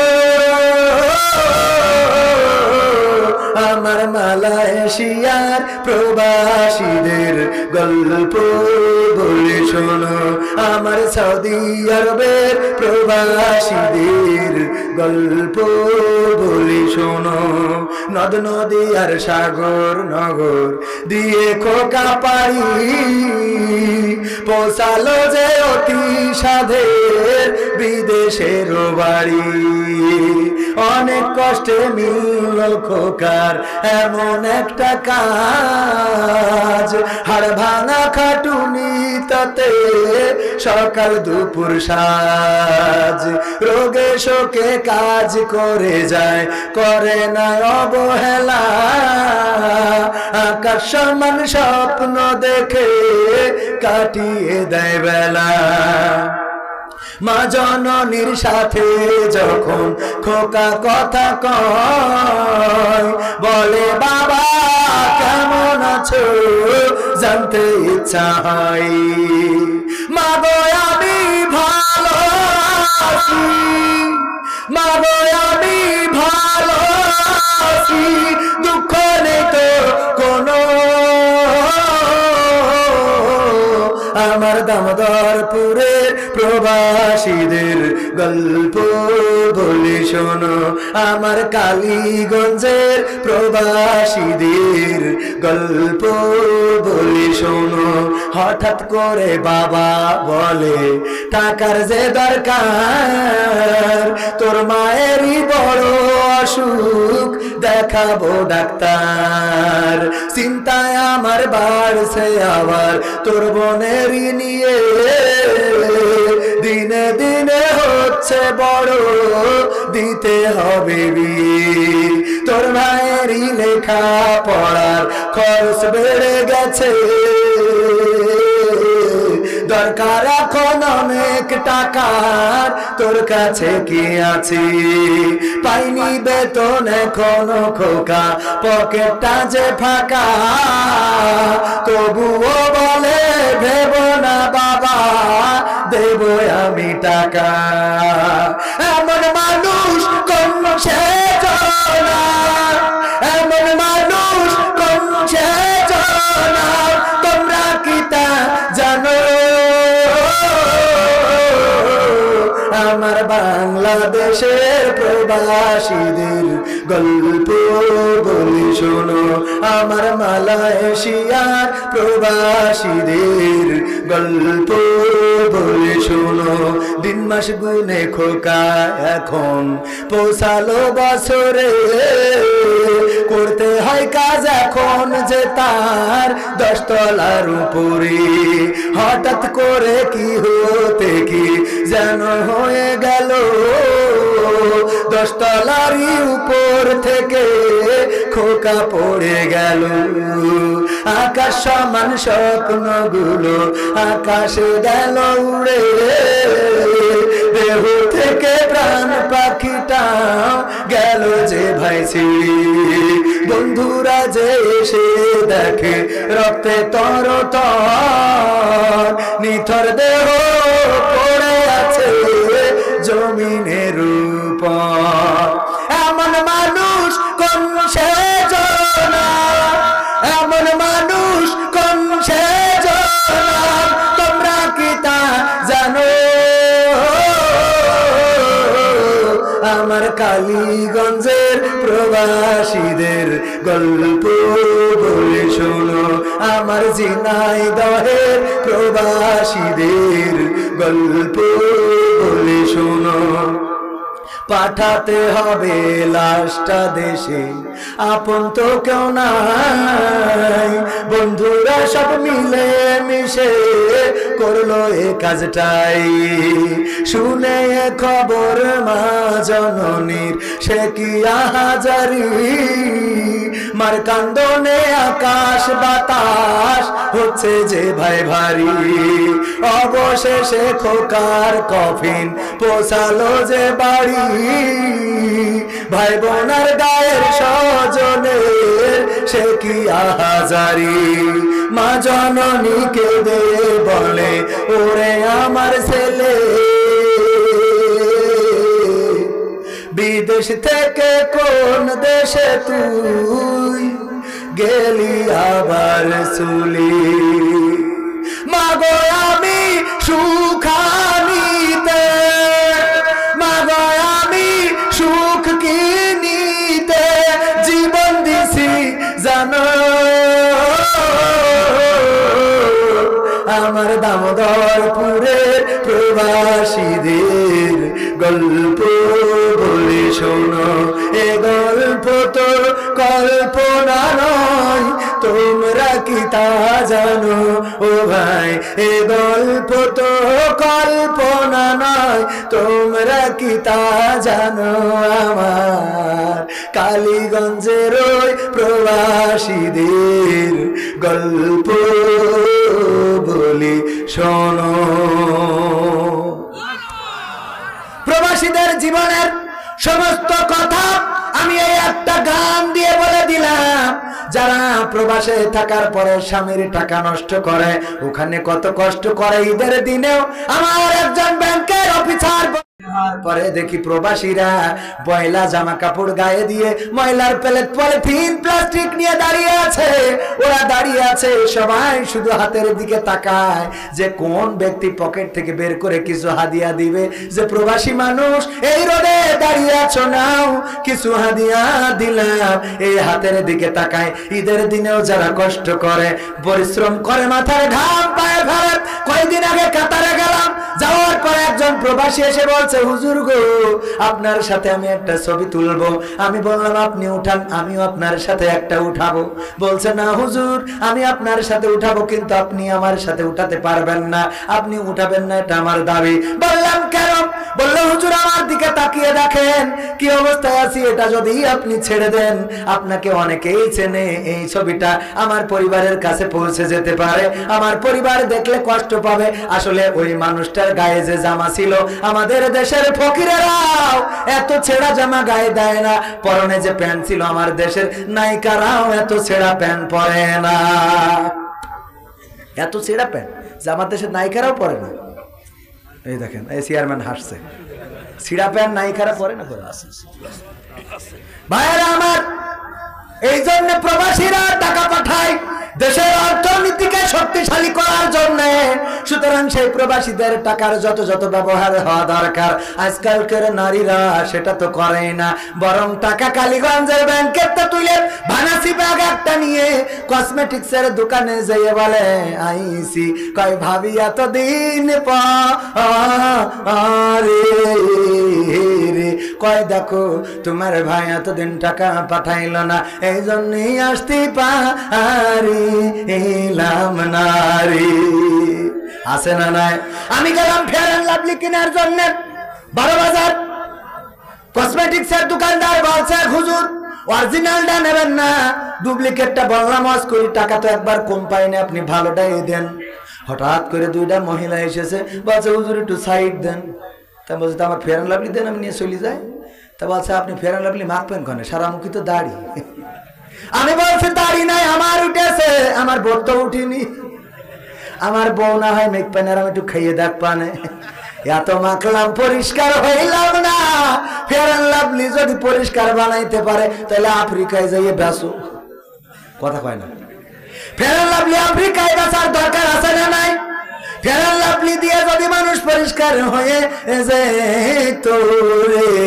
তাইলে আমার আফ্রিকায় ফেয়ার এন্ড লাভলি ভালো চলতো ওরা কিন্তু আফ্রিকায় যাইয়ে পরিষ্কার দেখায় না ওরা বাংলাদেশে এসে দেখায় আমার দুই একজন আছে বাংলাদেশে সুন্দরী প্রতিযোগিতায় কয়েকদিন আগে টেলিভিশনে দেখলাম সুন্দরী প্রতিযোগিতা হয়েছে কোন কোম্পানির ডান পাশে দাঁড়াইনো দাড়িওয়ালা বাবা এত সাপ দাড়ি দেখে মনে হয় জামাত ইসলামের লিডার আর বাম পাশে দাঁড়ায় নয় এত পর্দাশীলা মা ইসকাপ পরা আর মেয়ে সব কিছু বুঝে নেন বুঝা গেছে অবস্থাটা দাঁড়াইছে মাহমুদুল হাসান জিহাদি ওয়াজ করে যাচ্ছে ওয়াজ করে যাওয়ার পথে আপনাদের এই যে তেমাত নাই যাইয়ে দেখে ওখানে রাতের 12টার পরে একজন আকাম মানে পায়খানা করতেছে পায়খানায় আগের সময় পায়খানা কাজ ছিল না তো জেনে শুনে ঝাড়তো মনে আছে তো তো ওই জায়গায় এই কাজ করতেছে মাহমুদুল হাসান জিয়াদি। চিন্তা করলো ডাক্তার বলে যে এটা পরিবেশের জন্য খুব খারাপ, এজন্য আপনার কথা চিন্তা করি হেড লাইট ঘুরাই ধরিয়েছে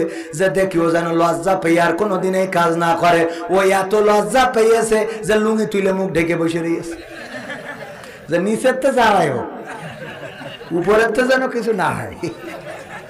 বিষয়টা কি বোঝা গেছে? ও আমার ভাইরা, আজকের অবস্থা হলো ডান পাশে বাবা বড় লিডার জামাতের, এত বড় দাড়ি, আর বাঁ পাশে মা এত পর্দাশীলা, আর মেয়ে সব কিছু দেখায় সুন্দরী, প্রতিযোগিতায় ফার্স্ট হয়, আর ওই বাবা বৌবা যাই। ঠিক না ঠিক? পর্দা আজকে দেখবেন পথে চলার সময় দাদি ওর দিকে কে তাকাবে, মানে এখন বয়স যা হয়েছে চামড়া টামড়া ভাঁজ পড়ি, যুবক তাকায় না তো দূরের কথা, ও তো মানে বিষয়টা বুঝতে পারছেন না? এরকম আছে না নাই? এক বুড়ো বাসে উঠেছে, উঠে তো ওর বোর কোলের মধ্যে নিয়ে যে জড়াই ধরে বসে দিয়েছে, বুড়ো খুনখুনে দাঁত মাত পড়ে গেছে। তো পাশে ডাক্তার আবার যাচ্ছিল ওই বাসে, তো দেখে ইয়াং ফুলাপান আবার হাসাহাসি করতেছে, কারণ ওকে আবার একটু দেখো বুড়ো মানুষ তো একেবারে দাপনার ভার নিয়ে, হ্যাঁ। তা বলছে যে ওই হাসাহাসি করছে বলে ডাক্তার দেখছে, আমি একটু তাহলে মুরব্বীর বলি, বলছে চাচা আপনি কি বোঝেন না কিছু নাকি? এই বাসের সিটি বসে রয়েছেন, পাশে বউটা থুয়ে দেওয়া যাচ্ছে না? তা বলছে কেন? কেন মানে?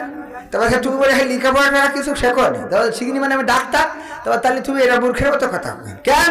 তারপর বাচ্চা মুখে কি লিখা নেই দেখো দিন, যে নিজের মাল নিজে সাবধানে রাখুন। ওকে লিখা রয়েছে নিজের মাল নিজে সাবধানে রাখবে, ছাড়িয়ে দিন, তারপরে তোরা খুব সুখ হয় নাকি? বোঝা গেছে? এখন তো নিজেরটা নিজের সাবধানে রাখার দরকার আছে না নাই? পাবনায় গেলাম মাহফিল করার জন্য, যুব কমিটি চাঁদপুর নামের একটা গ্রাম, সেই গ্রামের যুব কমিটি একজন চিঠি দিয়েছে, এক যুবক, হুজুর গো আমার খুব বিপদ যাচ্ছে, আমার প্রশ্নের উত্তর দেবেন কি? প্রশ্নে লিখেছে, হুজুর আমি একটা মেয়ের সাথে প্রেম করেছিলাম, তারে ভালোবেসেছিলাম, সে নামাজ পড়তো না, রোজা করতো না, সে পর্দা করতো না, কোরআন পড়তো না, হাদিস পড়তো না, ইসলামী বই পড়তো না, ইসলামের পথেই ছিল না। আমি তার সাথে প্রেম করে বুঝাই নামাজি বানাইছি, রোজাদার বানাইছি, তার পর্দাশীলা বানাইছি, কোরআন শিখাইছি, হাদিস শিখাইছি, এখন সে আমার সাথে প্রেম করতে চায় না। বলেন হুজুর ওর কত নম্বর গুনাহ হবে? প্রশ্নটা কঠিন প্রশ্ন, বোঝা গেছে তো?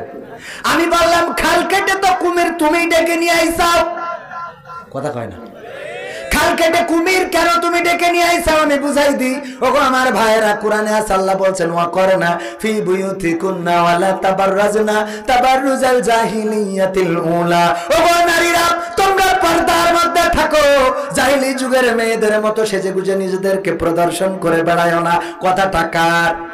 আল্লাহর। আবার আল্লাহ রাসূল উহুদের ময়দানে আহত হয়েছেন, চারিদিকে খবর ছড়িয়ে গিয়েছে আমার রাসূল শহীদ হয়েছেন, সবাই ছুটতেছে, রাসূল আর পৃথিবীর পরে বেঁচে নাই। এই খবর শুনে কন্যা ফাতেমা রাদিয়াল্লাহু তাআলা আনহা দৌড় দিয়েছেন। দৌড়াতে আল্লাহ রাসূলের কাছে যখন পৌঁছে গিয়েছেন, রাসূল হুঁশ ফিরে পেয়েছেন, পাশে দেখেন ফাতেমা রাদিয়াল্লাহু তাআলা আনহা বসা। আল্লাহর নবী বললেন, ওগো ফাতেমা তুমি এসেছো কেন গো মা এই যুদ্ধের ময়দানে?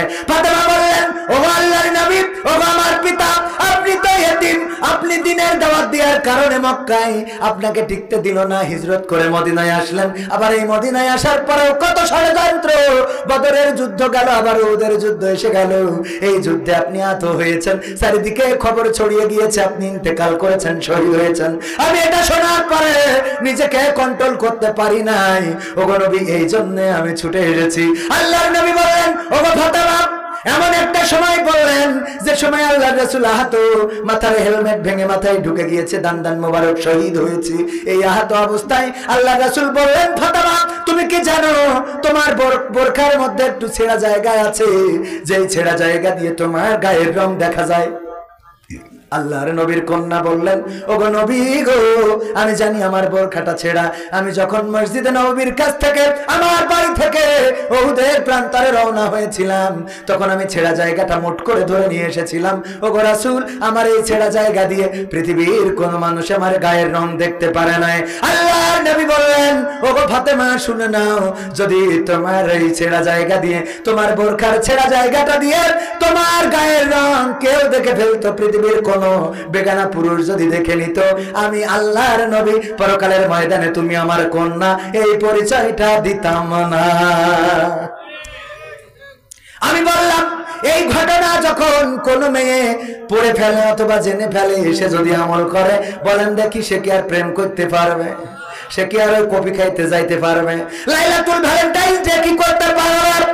তাইলে তুমি সব শিখাইছাও, কোরআন শিখাইছাও, হাদিস শিখাইছাও, পর্দা শিখাইছাও, নামাজ শিখাইছাও, এইগুলো যখন শিখে গেছে তখন বুঝে গেছে প্রেম করা যাবে না। এই জন্য এখন ফতোয়া হইলো গুনাহ তো গুনাহ, ও সব বাদ দাও, তুমি শিগগিরই ওইটা আটকাও, তা না হলে কার মাল কোনে চলে যাবে। ঠিক না বে ঠিক? যেটা ভালো বানাইছাও ওইটা নিয়েই ঘর করো, তাড়াতাড়ি প্রস্তাব দাও, বিয়েতে বিয়ের ব্যবস্থা করো। আজকালকার ছেলেরা বই নিয়ে আর বসে না, গুগলে সার্চ করিয়া পড়ি। ওরে কালের মেয়েরা কোরআন হাদিস ধরে না, আমার এ যুগের মা বোনেরা কোরআন হাদিস পড়ে না, ওয়াল্লাহ টিকটকে ভিডিও ওরা করে। ঠিক না বেঠে? আজকালকার ছেলেরা বই নিয়ে আর বসে না, গুগলে সার্চ করিয়া পড়ি। আগের সময় প্রেম করিলে চেয়ারম্যান বলতো পাইছো কি, এখন বলে সব করিয়া বাবু তুমি খাইছো কি? ঠিক না বেঠে? বাবু তুমি কি খেয়েছো? ও বাবু হলো কি করে বুড়ো ধাড়ি হয়ে গেছে। বিয়ে দিলি বাচ্চা কাচ্চা হবে, বিয়ে দিলি বাচ্চা হবে না? হবে না? হবে। বিয়ের আগেও তো লাইলাতুল ভ্যালেন্টাইন্স ডে সমস্যা করে ফেলে, আর তার সমস্যার ফসল হলো 10 মাস পরে ডাস্টবিনে সন্তান পাওয়া যায় না, যায় না। ও আমার মায়েরা বোনেরা, যারা এই ভ্যালেন্টাইন্স ডে তে গিয়ার দিয়ে বেড়াও, আল্লাহর কসম করে বলি তোমাদের তো ওর সাথে বিয়ে হয় এই না রে। আবার ওই যে যুবকেরাও যারা মোটরসাইকেলের পিছনে নিয়ে গিয়ার দিয়ে বেড়াও, ওর সাথেও তোমাদের বিয়ে হয় না। তোমরা তো বিয়ের সময় আবার আমাদের কাছে এসে বলো হুজুর একটা হাফেজ মেয়ে দেখে বিয়ের ব্যবস্থা করে। আল্লাহর ওলি, তোমার হাফেজ মেয়ে দেখি তোমার। এরপরে বিয়ে করে, করার পরে বাসর রাতে জিজ্ঞেস করে, দেখো তোমাকে একটা কথা বলি, তোমার সাথে কি কারোর সাথে গুডু গুডু ছিল নাকি? কয় কি বলছো তুমি? আমি এটা কি শুনলাম, নিজের কানকে বিশ্বাস করতে পারতেছি না। এই কথা তুমি আমাকে বললে? হ্যাঁ তোমাকে একটু মাফ করতে, আমি বলে ফেলেছি। প্রথম বিয়ে তো বুঝতে পারিনি, আগামী বিয়েতে ঠিক হয়ে যাবে না। তুমি বলো কোনো লাইন কাট ছিল নাকি? তা বলছে আমার দিকে কেউ কোনোদিন তাকাইতে পারে নাই, আমার মতো আল্লাহওয়ালা আর একটাও পাওয়া যায় নাই। আমার দিকে কেউ তাকাইলে তার চোখ তুলে নিয়ে গুড় দিয়ে আমি খেয়ে নেবো, এইরকম মেয়ে আমি ছিলাম। ও ছেলে বলছে আল্লাহ দেখো, আল্লাহ বলিয়েছে নাকি শুনেছি হুজুরগের মুখী হাদিসে আমপাড়ায় যে এই যেরকম মেয়ে সেরকম ছেলে। তো তুমি দেখো, তুমি যেরকম একদম কারোর সাথে কোনো তেজ মারামারি নেই, আমার সাথেও সেরকম, আমিও আল্লাহ বলি একদম। মেয়ে বলছে আল্লাহ বুঝাছে, কারণ আমি তো মেম্বারের ছেলের সাথে বিয়ের আগে কত কি করেছি, তাই না জানি কোন চেয়ারম্যানের মেয়ের সাথে। আল্লাহ আল্লাহ কি হইল রে, বলেন ঠিক কিনা? আমার ভাইরা, তুমি যদি ভালো চাও তাহলে অন্যের মেয়েকে ভালো রাখার দরকার আছে না নাই? তুমি যদি ভালো চাও অন্যের মেয়েকে ভালো রাখতে হবে। তুমি যেমন অন্যের মেয়ে নিয়ে পালসারের পিছন RM5 না কি উঠেছে, কি কি গাড়ি RM5 RM1 কি RM15 আরো কি কি আমি নামও জানি না, গাড়ি বানাইছে এমন আদেলকে মার্কা যে ওতে উঠলেও ভাবি উঠুক আর বামে উঠুক ঘাড়ের পর পড়তে হবে। ঠিক না বেটি? এমন খুঁজে বেকায়দা না। আমি মানে আমার বউ অসুস্থ হলো, আমি কইছি খবরদার তুই মরি যাই, কিন্তু যেটা করে দেওয়ারের কইলাম গাড়িতে উঠিস নি। আরো রাস্তায় জানে জানে বিট, আরে বিটি বেরেক দেবে, তুমি আর ঘাড়ের ভাত উঠে যাই, বাবা আমার তো শেষ, কই যাই লাগে, কথা কয় না। হ্যাঁ এগুলো সব মিথ্যে বলছে। আমি বউর জন্য ভালোবাসা থাকতে হবে না, হবে না। বউ বাপের বাড়ি চলে গেলে গান শোনাবেন, আমার সোনার ময়না পাখি কোন বাদোষে বাপের বাড়ি গো, একলা কেমনে থাকি রে আমার কলজের ময়না পাখি। বউ বাপের বাড়ি থাকবে, এ গান শেষ হওয়ার আগে ও চলে আসবে, কয় মা চলে যাচ্ছি। মা কবে তুই রাগ করে আসলে চলে যাবে, তোমার যাওয়াই ভালোই গেছে, ঠিক না বা ঠিক? কিন্তু এরা গানই কেন শোনাই না, আবার এরা গান গায় কি গান? বউ আমার যেমন তেমন, শালি আমার মনের মতন গো। এই গান শুনলে বউ থাকে? এই জন্যই তো বউয়া বলে স্বামী আমার যেমন তেমন, দাঁড়ায় আমার মনের মতন রে। কারণ তুমি শালি নিয়ে ঘুরে বেড়াবা, আর তোমার বউ দেওর নিয়ে গিয়ার মেরে বেড়াবে রে। চেয়ারম্যান সাহেব, কথা ভালো না লাগলেও সত্যি কথা ডাইরেক্ট বলবেন। কথা সত্য না মিথ্যে? এই সত্য কথাগুলো বলার লোক নেই, আমি বলা ছাড়া উপায় নেই। কারণ অনেকেই বলে আমি নাট্যকার, আমি কৌতুক শিল্পী, আমি অভিনেতা। আমি যাই হই না কেন, আমি নিজেকে একজন কোরআনের কর্মী মনে করি। কি মনে করি? কোরআনের কর্মী। কারণ আর যুবকেরা ভুল পথে যাচ্ছে, ফ্রি ফায়ার, পাবজি, লাইলাতুল ভ্যালেন্টাইন্স, প্রেম প্রীতি, পরকিয়া, আরেকজনের বেড়া ভেঙে বেড়াচ্ছে। এটা নিয়ে আমি কথা বলবো না তো কিটা কথা বলবে? 18 বছরের আগে যদি বিয়ে করা হারাম হয়, তাহলে প্রেম করা হালাল হয় কি করে? কোন দলিলি? কথা কয় না। কোন দলিল দিয়ে প্রেম করা হালাল? বিয়ে করা যদি হারাম হয়, ও আমার ভাইয়েরা, ওগো যুবকেরা, এই জন্য বললাম, কি বলেছি আগের বলবো আগের সময় প্রেম করিলে চেয়ারম্যান বলতো পাইছ কি, এখন বলে সব করিয়া বাবু তুমি খাইছ কি?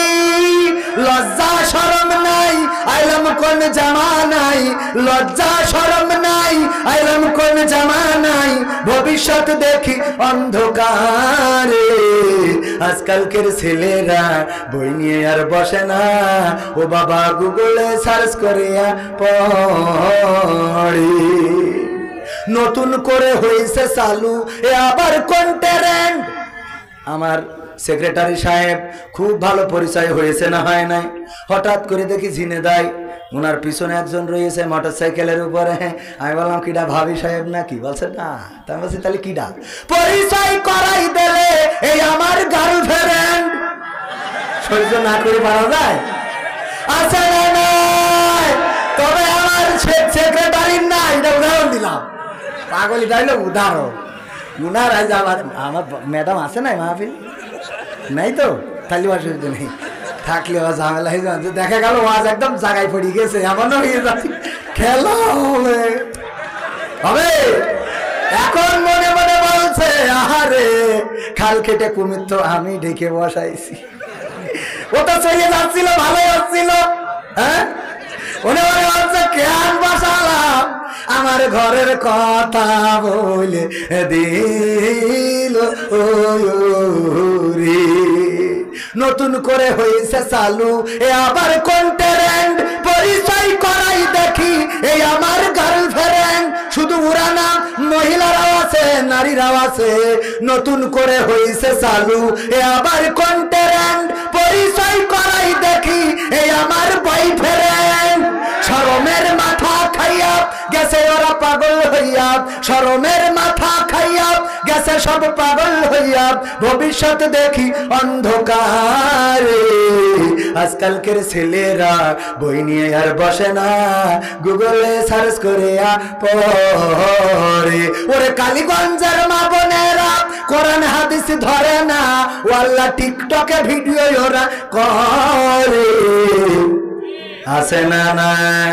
শুধু ওরা না, টিকটকে ভিডিও শুধু ওরা করে না, আমারও কিছু যুবক আছে কুত্তা কাটিং দেওয়া ছেলে পিলে, চুল রেখেছে এমন গুড়ার লেজের মতো করে, আবার কালার মেরেছে, কিছুই কেনে লালি কেনে সাদা, এইসব করে মোটরসাইকেল একখানা আর করে দাঁড় করাই দিয়ে তারপরে ভিডিও করতেছে, হ্যাঁ তুমি যদি আসো আমারে ভালোবাসো, তাইলে মানে আরেকজন গেইঠিস ওইটার সাথে মিলাচ্ছে। এরকম কুলাঙ্গার আছে না নাই? আমি যে হরান দিছি বাজা হুজুর থামান, আগে ভিডিও হবে তারপর হবে। আছে না নাই? শুধুমাত্র মহিলারা খারাপ না, অনেকেই বলে হুজুর মহিলাদের জন্য একটু ওয়াজ করেন। ওয়াজ মহিলাদের করবো কি, পুরুষদেরও তো অবস্থা খারাপ। আমার আব্বা বলতে এক জায়গায় ওয়াজ করেছি, ও নারীরা তোমরা যদি পারো তোমাদের স্বামীদের চুল দিয়ে পা মুছাই দিবা। কারণ আইয়ুব আলাইহিস সালামের যখন ঘা হয়েছিল, তখন ঘা হওয়ার পরে, কুষ্ঠরোগ হওয়ার পরে যখন খুব মুসিবতে ছিল, রহিম আলাইহিস সালাম চুল দিয়ে পা মুছাই তারপরে শুইতো। এই কথা শুনে আপনার কালীগঞ্জের একজন যাইয়ে তে অমনি এক মহিলা স্বামীর চুল দিয়ে পা মুছাইয়ে শুয়েছে। শুয়ার পরে গন্ধের জ্বালায় বাঁচা যাচ্ছে না। কের গন্ধ? দুর্গন্ধ। কিসের দুর্গন্ধ? পায়খানার গন্ধ। এই পায়খানার গন্ধ কোথা থেকে আসে? এত দুর্গন্ধ। তাড়াতাড়ি করে আলো ধরালো, কারেন্ট ছিল না, হেরিকেনের আলো ধরায় খুঁজতেছে যে পায়খানার গন্ধ কোনতে আসছে। খুঁজে খুঁজে খুঁজে খুঁজে স্বামী ওই চুলটা নিয়ে ধরিয়ে শুকিয়ে বলছে তোমার চুলিতে তো আসছে। ঘটনা কি? কয় ঘটনা কি বলতে পারবা? দামোদরপুর যে ওয়াজ হইলো, ওই ওয়াজে হুজুর বলল যদি কেউ তার স্বামীর চুল দিয়ে পা মুছাইয়ে দেয়, তাইলে যত চুল তার মাথায় আছে সম পরিমাণ সওয়াব হবে। এইটা শুনে আমি একটু আমল করে শুয়েছি। তোমার চুল দিয়ে খালি পা মুছাইয়ে শুয়েছি। তেজ মারাতে ওখানে গেছে কেন? কারণ হলো মোড়ের মাথায় দোকানের সামনে বসে তাস খেলছিল টাকা দিয়ে। তাইলে ওইটা কি তাস থাকলো না জুয়া? জুয়া। এই জুয়া যখন খেলতেছে, হঠাৎ করে পুলিশের গাড়ি একটা করতে করতে যাইয়েছে, অমনি সব ফেলাই থিয়ে দৌড়তেছে, জুতো পায়ে দেওয়ার টাইম পায়নি, বারবার নিচে দিয়ে গিয়েছে। কিটা ঝাড়িয়ে থিয়েছে ওই চটকায় দিয়ে শুয়ে দিয়ে চুপচাপ, আর ওইটা মুছাইতে শুয়েছে। এই হইল অবস্থা। এখন পরের দিন যখন বাড়ি যাচ্ছে, হুজুর বলছে হুজুর শোনেন, ওয়াজ করে বললেন যে ও নারীরা চুল দে পা মুছাই দিবা স্বামীদের, এটা ভালো কথা। এই কথা বলিছেন, আমরা মেনে চলবো, ঠিক আছে, কিন্তু একটু বলবেন সামনে যে পুরুষ স্বামীগুলো থাকে ওরা যেন টিউবওয়েলের পাড়া ধুয়ে তারপর সই, কারণ এদের পাই তো চুল দে মুছাইনোর কায়দা নেই। ঠিক না বেঠে? আমাদের কলেজের এক শিক্ষক ছিল, বলতেছে তার চাচি, তার এক চাচা অভিযোগ করেছে ভাতিজার কাছে যে দেখ ভাতিজা, তোর চাচি আমার একটু কিস করতে দেয় না। মানে ইংরেজিতে বললাম, এটা লজ্জার বিষয়, এটা লজ্জার কথা। চাচা তো অভিযোগ করলো, চাচি মানে দূর সম্পর্কের চাচি, আমার কলেজের সহকর্মী, উনি আমার সাথে বলতেছে, বলছে বরিশালে বাড়ি। বলছে আমার চাচি যখন অভিযোগ করলো, চাচা সমবয়সী, আমি বললাম চাচা এই কি, এই চাচা যখন অভিযোগ করেছে চাচির এই কথা বললাম, চাচি এরকম কেন, এরকম ডিস্টার্ব কেন? চাচি বলছে ওরে আল্লাহ কোশ্চেন, তোর চাচা বিড়ি খেয়ে খেয়ে মুখটা এমন দুর্গন্ধ করেছে যে পাছার কাছে মুখ নিয়ে যাবে, তার মুখের কাছে না। আছে না নাই? তাহলে কি বিড়ি খাওয়া যাবে? এই জন্য পুরুষরা আগে ভালো হওয়ার দরকার আছে না নাই? পুরুষরা ভালো না হলি নারীদের ভালো করব কি করে রে? আমি আধা ঘন্টা কথা বলতে চাইলাম, কিন্তু 1 ঘন্টা হয়ে গেছে। আর রাত না করি, কারণ সবাই ঘুমাতে হবে, আবার ফজরের নামাজ পড়া লাগবে। আর শেষ ওই আয়াতের শেষ অংশটা বলে দিই, প্রথম অংশ মনে আছে কিনা? ততক্ষণ পর্যন্ত আল্লাহ বলছে ভয় করো, যেমন ভয় করা উচিত। তার মানে হলো দিনের আলোতেও দেখেন কে, রাতের অন্ধকারে দেখেন কে, 14 ফেব্রুয়ারি দেখেন কে, 21 ফেব্রুয়ারি দেখেন কে, আবার যদি কেউ লাইলাতুল কদর ইবাদত করে সেটাও দেখেন কি। যদি লাইলাতুল কদরে কেউ ইবাদত করে আর লাইলাতুল ভ্যালেন্টাইন্স ডে কেউ ইবাদত করে, দুইটাই সমান নাকি? দুইটার জন্য বাটাম আছে না নাই? কথা কি বোঝা গেছে? তার মানে আল্লাহ দেখানোর জন্য রাত জাগবেন, সেই রাত জাগাটা যেন আল্লাহর জন্য হয়, কোনো মানুষের জন্য যেন না হয়। রাত জেগে জেগে আপনি চিঠি লিখলেন, মেসেজ করলেন, চ্যাটিং করলেন, ব্যাটিং করলেন, এটার জন্য একটা ফল পাওয়া লাগবে।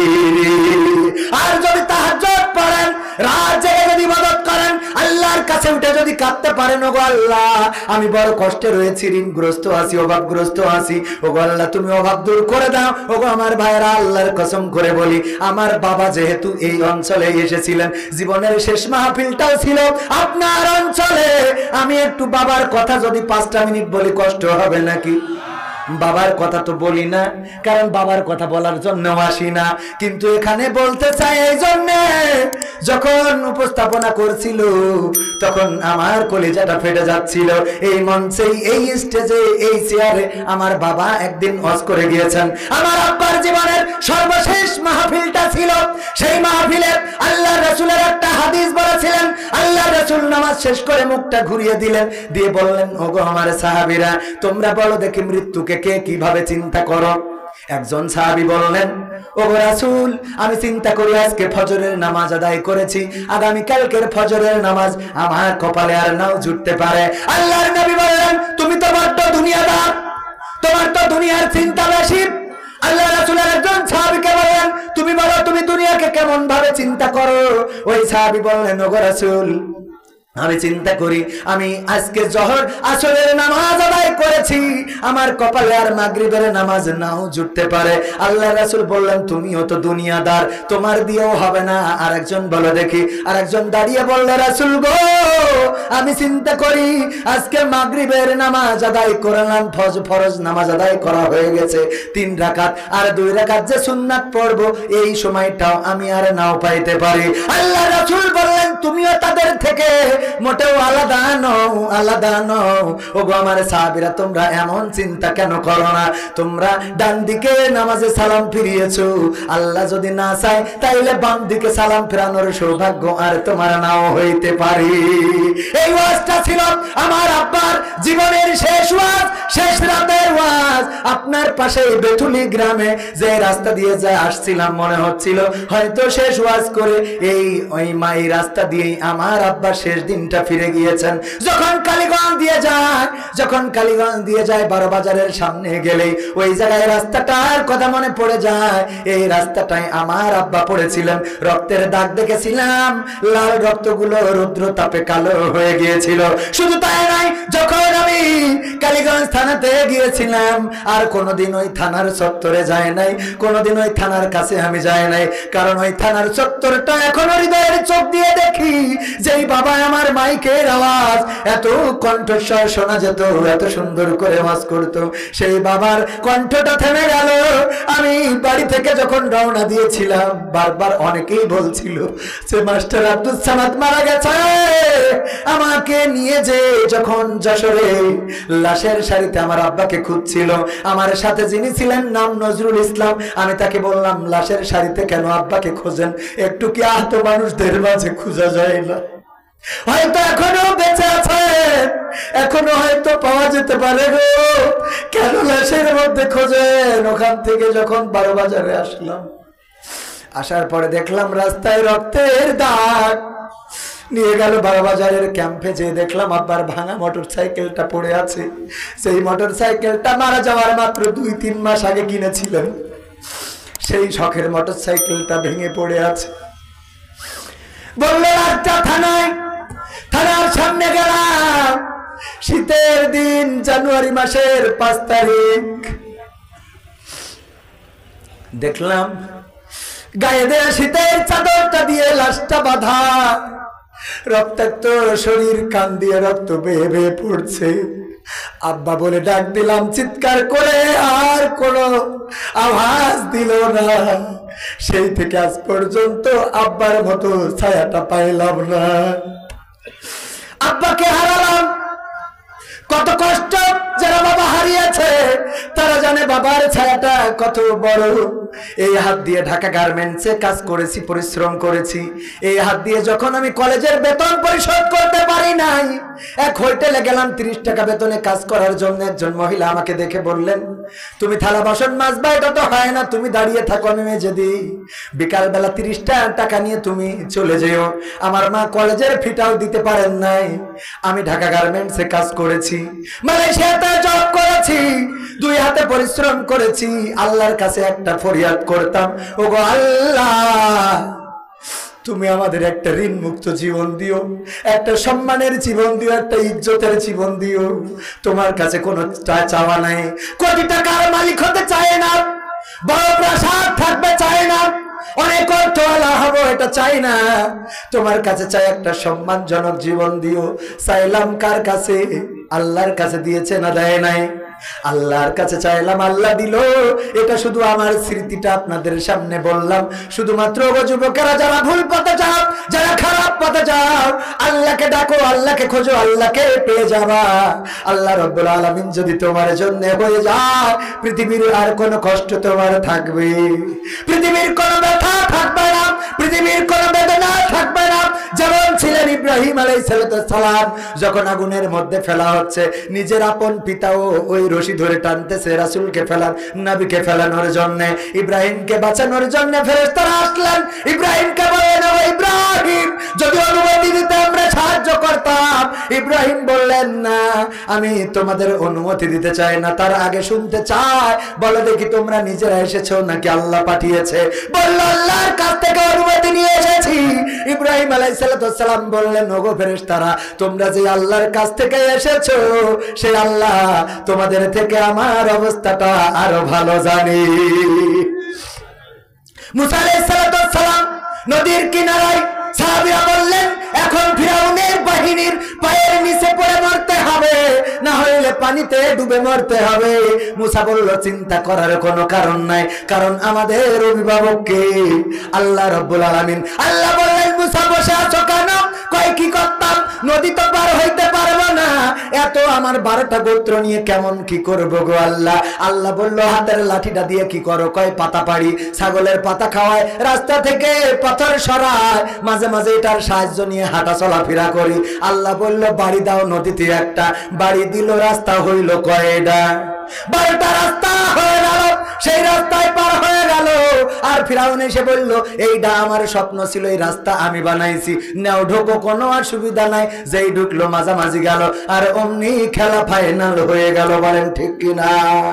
ও আমার ভাইরা, ইউনূস আলাইহিস সালাম যখন পড়ে গেলেন, নৌকা থেকে ফেলে দেওয়া হলো।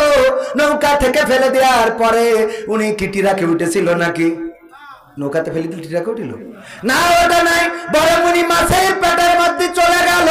তারপরে সেই মাছের পেট থেকে ডাক দিয়েছিলেন কার? আল্লাহর যখন ডাক দিলেন, আল্লাহ বললেন, ও ইউনূস, তোমার চিৎকার রাতের অন্ধকার, পানির অন্ধকার, আর মাছের পেটের অন্ধকার, ওই গভীর জলরাশির মধ্য থেকে যখন তুমি ডাক দিয়েছো, তখন পৃথিবীর কোন মানুষ তোমার চিৎকার শোনে নাই, তোমার মা শোনে নাই, তোমার বাবা শোনে নাই, তোমার ভাই শোনে নাই, তোমার কলিজার টুকরা কেউ শোনে নাই। তোমার ওই চিৎকারের আওয়াজ আমি আল্লাহ আরশে আজিম থেকে শুনলাম, আর ওই মাছের পেটের যন্ত্রণা বাড়িয়ে দিলাম। মাছ তোমাকে আবার সুন্দর করে নিরাপদ জায়গায় গুগরে রেখে চলে আসলো। বলেন সুবহানাল্লাহ। আইয়ুব আলাইহিস সালাম যখন সমস্ত শরীরে রোগ হয়ে গেল, সন্তান মারা, সমস্ত গায়ে ঘাড়, শুধু না পোকাগুলো কিলবিল কিলবিল করে। অন্যান্য স্ত্রীরা চলে গেল, রহিম আলাইহিস সালাম ছাড়া সবাই চলে গেছে গো। নিজে পরিশ্রম করে করে খাওয়ায়, এই গায়ে পোকাগুলো গ্যাত গ্যাত করতে থাকে। আল্লাহ তারপরে শুধু গায়ে নয়, পোকা এবার জিহ্বায় দিয়ে দিলেন। যখন জিহ্বায় পোকা হইল, তখন ইব্রাহিম আলাইহিস সালাম তখন আইয়ুব আলাইহিস সালাম বললেন, আল্লাহ তোমার আকল বলতে কিছু নেই বলেছেন নাকি? কথা কয় না, কি বললেন? আইয়ুব আলাইহিস সালাম বললেন, ওগো আল্লাহ, তুমি আমার পায়ে পোকা দিয়েছো, কিছু বলি নাই। আমার হাতে পোকা দিয়েছো, কিছু বলি নাই। আমার গায়ে পোকা দিয়েছো, কিছু বলি নাই। আমার চেহারায় পোকা দিয়েছো, কিছুই বলি নাই। ওগো আল্লাহ, এবার তো আমি না বলে পারলাম না, তুমি আমার জিহ্বায়ও পোকা দিয়ে দিলে গো আল্লাহ। পোকা যদি আমার জিহ্বাটা নষ্ট করে দেয়, তাইলে আমি আল্লাহ আল্লাহ বলে কেমন করে জিকির করবো গো আল্লাহ? তুমি আমার যত পারো পোকা দাও, রোগ দাও, অসুবিধা নাই, কিন্তু আমার জিহ্বাটা একটু নিরাপদে রেখে দাও। আর আমরা অল্পতে হতাশ হয়ে যাই, অল্পতে হতাশ হয়ে যাই। এমন অসংখ্য ঘটনা শোনাতে পারবো, রাত অনেক হয়ে গেছে, আমি আর অত শোনাইতে চাই না। এমন মা বোনদের জন্য একটা গান, তারপরে মোনাজাত করে দেবো ইনশাল্লাহ। শুনবেন? শুনে, কোন মাটিতে তৈরি রে তুই মা, কোন মাটিতে তৈরি রে তুই মা, একটু কম, কোন মাটিতে তৈরি রে তুই মা, কোন মাটিতে তৈরি রে তুই মা, কত কষ্ট দিলাম তোরে আমি সারা জীবন ধরে, অবধ ছেলে বলে তবু, অবধ ছেলে বলে তবু করলি রে ক্ষমা। কোন মাটিতে তৈরি রে তুই মা, কোন মাটিতে তৈরি রে তুই মা, কোন মাটিতে তৈরি রে তুই মা, কোন মাটিতে তৈরি রে তুই মা। মাটির মতো সহ্য করার প্রবল ক্ষমতা, তবুও তোর ঠোঁটে ঝরে মায়ের মমতা। ঠিক না বেঠি?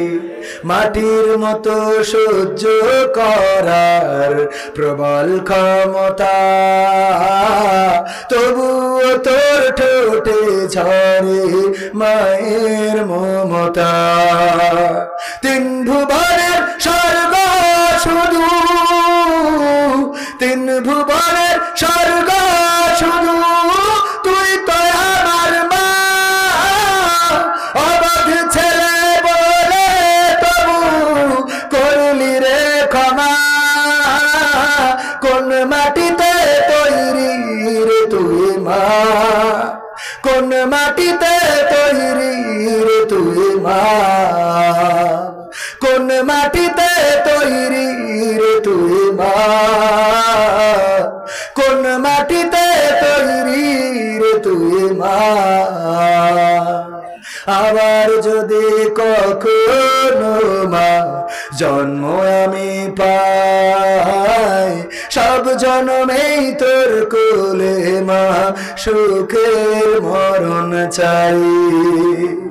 আবার যদি কখনো মা জন্ম আমি পাই, সব জন্মেই তোর কোলে মা সুখের মরণ চাই। আমি মারা যাবার আগে, আমি মারা যাবার আগে মরিস না তুই মা। অবধ ছেলে বলে তবু করলি রে ক্ষমা। কোন মাটিতে তৈরি রে তুই মা, কোন মাটিতে তৈরি রে তুই মা, কোন মাটিতে তৈরি রে তুই মা, কোন মাটিতে তৈরি রে তুই মা।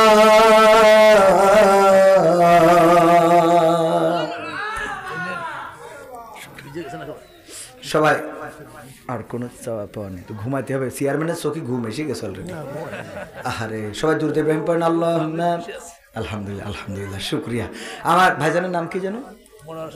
মনোয়ার হোসেন বাদশাহ। আল্লাহ রাব্বুল আলামিন ভাইকে কবুল করুন। মানুষ তো এরকমই হতে হবে যে কোরআনের মাহফিলের পক্ষে নেতৃত্ব দেবে, বলেন ঠিক কিনা? কোরআনের পক্ষে কথা বলবে, ইসলামের পক্ষে কথা বলবে। আমি বলি যেভাবে আমরা 1952 সালে বুকের তাজা রক্ত ঢেলে দিয়ে দেশ এনেছিলাম, যেভাবে 1971 বুকের তাজা রক্ত ঢেলে দিয়ে আমরা দেশ এনেছিলাম, 52 সালে ভাষা এনেছিলাম, একইভাবে যদি কোরআনের জন্য ডাক আসে, কোরআন কায়েমের জন্য যদি আন্দোলনের ডাক দেওয়া হয়, সেই আন্দোলনের শরীর থেকে রাজপথে যদি বুকের তাজা রক্ত ঢালতে হয়, বুকের তাজা রক্ত ঢেলে দেব। রক্তের সাথে সাঁতার কেটে কেটে একটি রক্তাক্ত বিপ্লবী কালেমার পতাকা বাংলার জমিনে উড়াবোই উড়াবো। কারা কারা রাজি দেখতে চায়?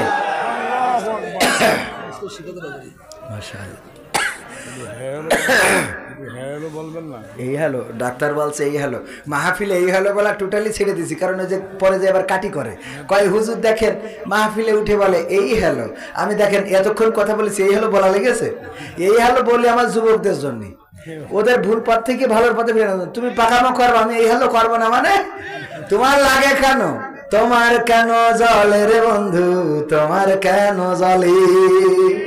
আমি এই হ্যালো বলি কলে, তোমার কেন জলে? ঠিক না বেঠে? এই জন্য তোমার যদি জলে বুঝে নিতে হবে তোমার ডিস্টার্ব আছে।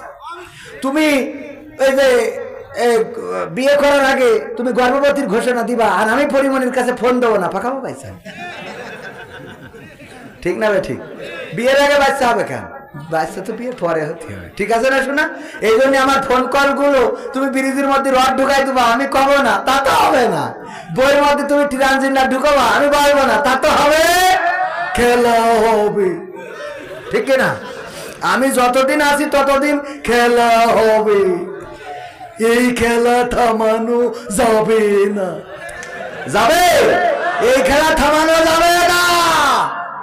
আমরা মাঝে মাঝে বলি যে দেখেন, এই কথা বললে অনেকেই মনে করে আমি মনে হয় ভাঙাচ্ছি। না, আমি বলি, আমি খোলো একদিন আমাদের আওয়ামী লীগের নেতাকে বললাম, আমাদের অঞ্চলের, আমি বললাম শোনেন, আমরা সাইদির কণ্ঠে ওয়াজ শোনার জন্য আলামিনীর ভাড়া করে নিয়ে আসি, ভাড়া না দূর দাওয়াত করে নিয়ে আসি, আলামিন ভাই নিয়ে আসি না, আমির হামজা ভাই জেলখানায়, ওই সময় ধরেন তার কণ্ঠে ওয়াজ শোনার জন্য আর একজন ওই যে আমার কপি, এরা অনেকেই আছে, তাকে দাওয়াত করে নিয়ে আসি। আজারি ভাইয়ের কণ্ঠে ওয়াজ করে, এমন আছে না নাই? তাকে ওয়াজ শোনার জন্য দাওয়াত করে নিয়ে আসি। তো আপনারা যেখানে জনসভা হবে ওখানে আমার নিয়ে যান, আমি তো ওই কণ্ঠে বলে দেবো খেলা হবে, তাহলে আপনাদের টাকাও বেঁচে গেল, আবার খেলাও হয়ে গেল। তা আপনারা এটা আবার খারাপ ভাবে নেন কেন? এটা কি খারাপ ভাবে নেওয়া যাবে? আমার সাইদির কণ্ঠে যদি কেউ ওয়াজ করে ভালো লাগে না লাগে না? ভালো লাগে। যদি আজারি ভাইয়ের কণ্ঠে ওয়াজ করে ভালো লাগে না লাগে না? আমির হামজা ভাই, হাফিজুর রহমান, কুয়াকাটা সিদ্দিকী, ওনাদের সুরে যদি কেউ ওয়াজ করে ভালো লাগে না লাগে না? তাইলে আমি যখন খেলা হবে বলি তোমার ভালো লাগে না কেন? তার মানে তুমি বলতে চাও একা একা খেলবাতা হবে না, আমরাও সাথে আসি না নাই? আছে কিনা? আমরাও সাথে থাকবো, খেলা হবে সুন্দর করে, কোনো অসুবিধা নেই। ভোট নিয়ে মাথা ব্যথা নেই, নোট নিয়ে মাথা ব্যথা নেই। ওই জায়গার সংসদে কে এমপি হইলো, মন্ত্রী হইলো, মাথা ব্যথা নেই। আমাদের মাথা ব্যথা হলো আমাদের ওই সংসদে কোরআনের আইন কায়েম করা লাগবে, ঠিক না বেঠে? আমাদের কোনো লড়াই নেই, সংগ্রাম নেই। আমাদের দেশে মসজিদ বানানো হয়েছে, সরকার মডেল মসজিদ বানিয়েছেন কয়টা? 500-রও বেশি। শুধু 500 না, 560টা 560টা মডেল মসজিদ বানালো। কোন জায়গায় কোন আলেম কি এটার বিরুদ্ধে গিয়েছে নাকি? না, যায় নাই। মডেল মসজিদে ইমাম নিয়োগ দিয়েছে, বিরুদ্ধে যায় নাই। কিন্তু আমরা বিরুদ্ধে যাই তখন যখন আবার ইমাম হক কথা বলার কারণে তার চাকরি থাকে না। ঠিক আছে তো? আমি চিনি না আচারি, চিনি না আনসারি, চিনি না আমির হামজা। কোরআনের পথে কথা বলে যারা, তারাই আমাদের কলিজা, ঠিক না বেঠে? আমি চিনি না সাইদি, চিনি না সাইফি, চিনি না আমির হামজা। কোরআনের পথে কথা বলে যারা, তারাই আমার কলিজা। বলো কেমন করে ভুলবো তাদের, যদিও বলো ভুলে যা। কাশি লাগছে কেন? তো 2 বার করে উঠলাম তো এই জন্য। বলো কেমন করে ভুলবো তাদের, যদিও বলো ভুলে যা। আমরা চিনি না হেলালি, চিনি না বেলালি, চিনি না আমির হামজা। কোরআনের পথে কথা বলে যারা, তারাই আমাদের কলিজা। কেউ আছে দূরে দূর প্রবাসে, কেউ আছে কারাগারে। চলার পথে কত যে স্মৃতি মনে পড়ে বারে বারে। মধুর সুরে বলতো তারা আল কোরআনের কথা, মনে পড়ে হাই বুক ভেঙে যায়, হৃদয়ে চাপা ব্যথা। কবে যে আবার আসবে ফিরে বিজয়ী বীরের বেশে, লাখো কোটি প্রাণ পথ চেয়ে আছে দিনকে ভালোবেসে, কোরআন ভালোবেসে, ঠিক না বেঠে?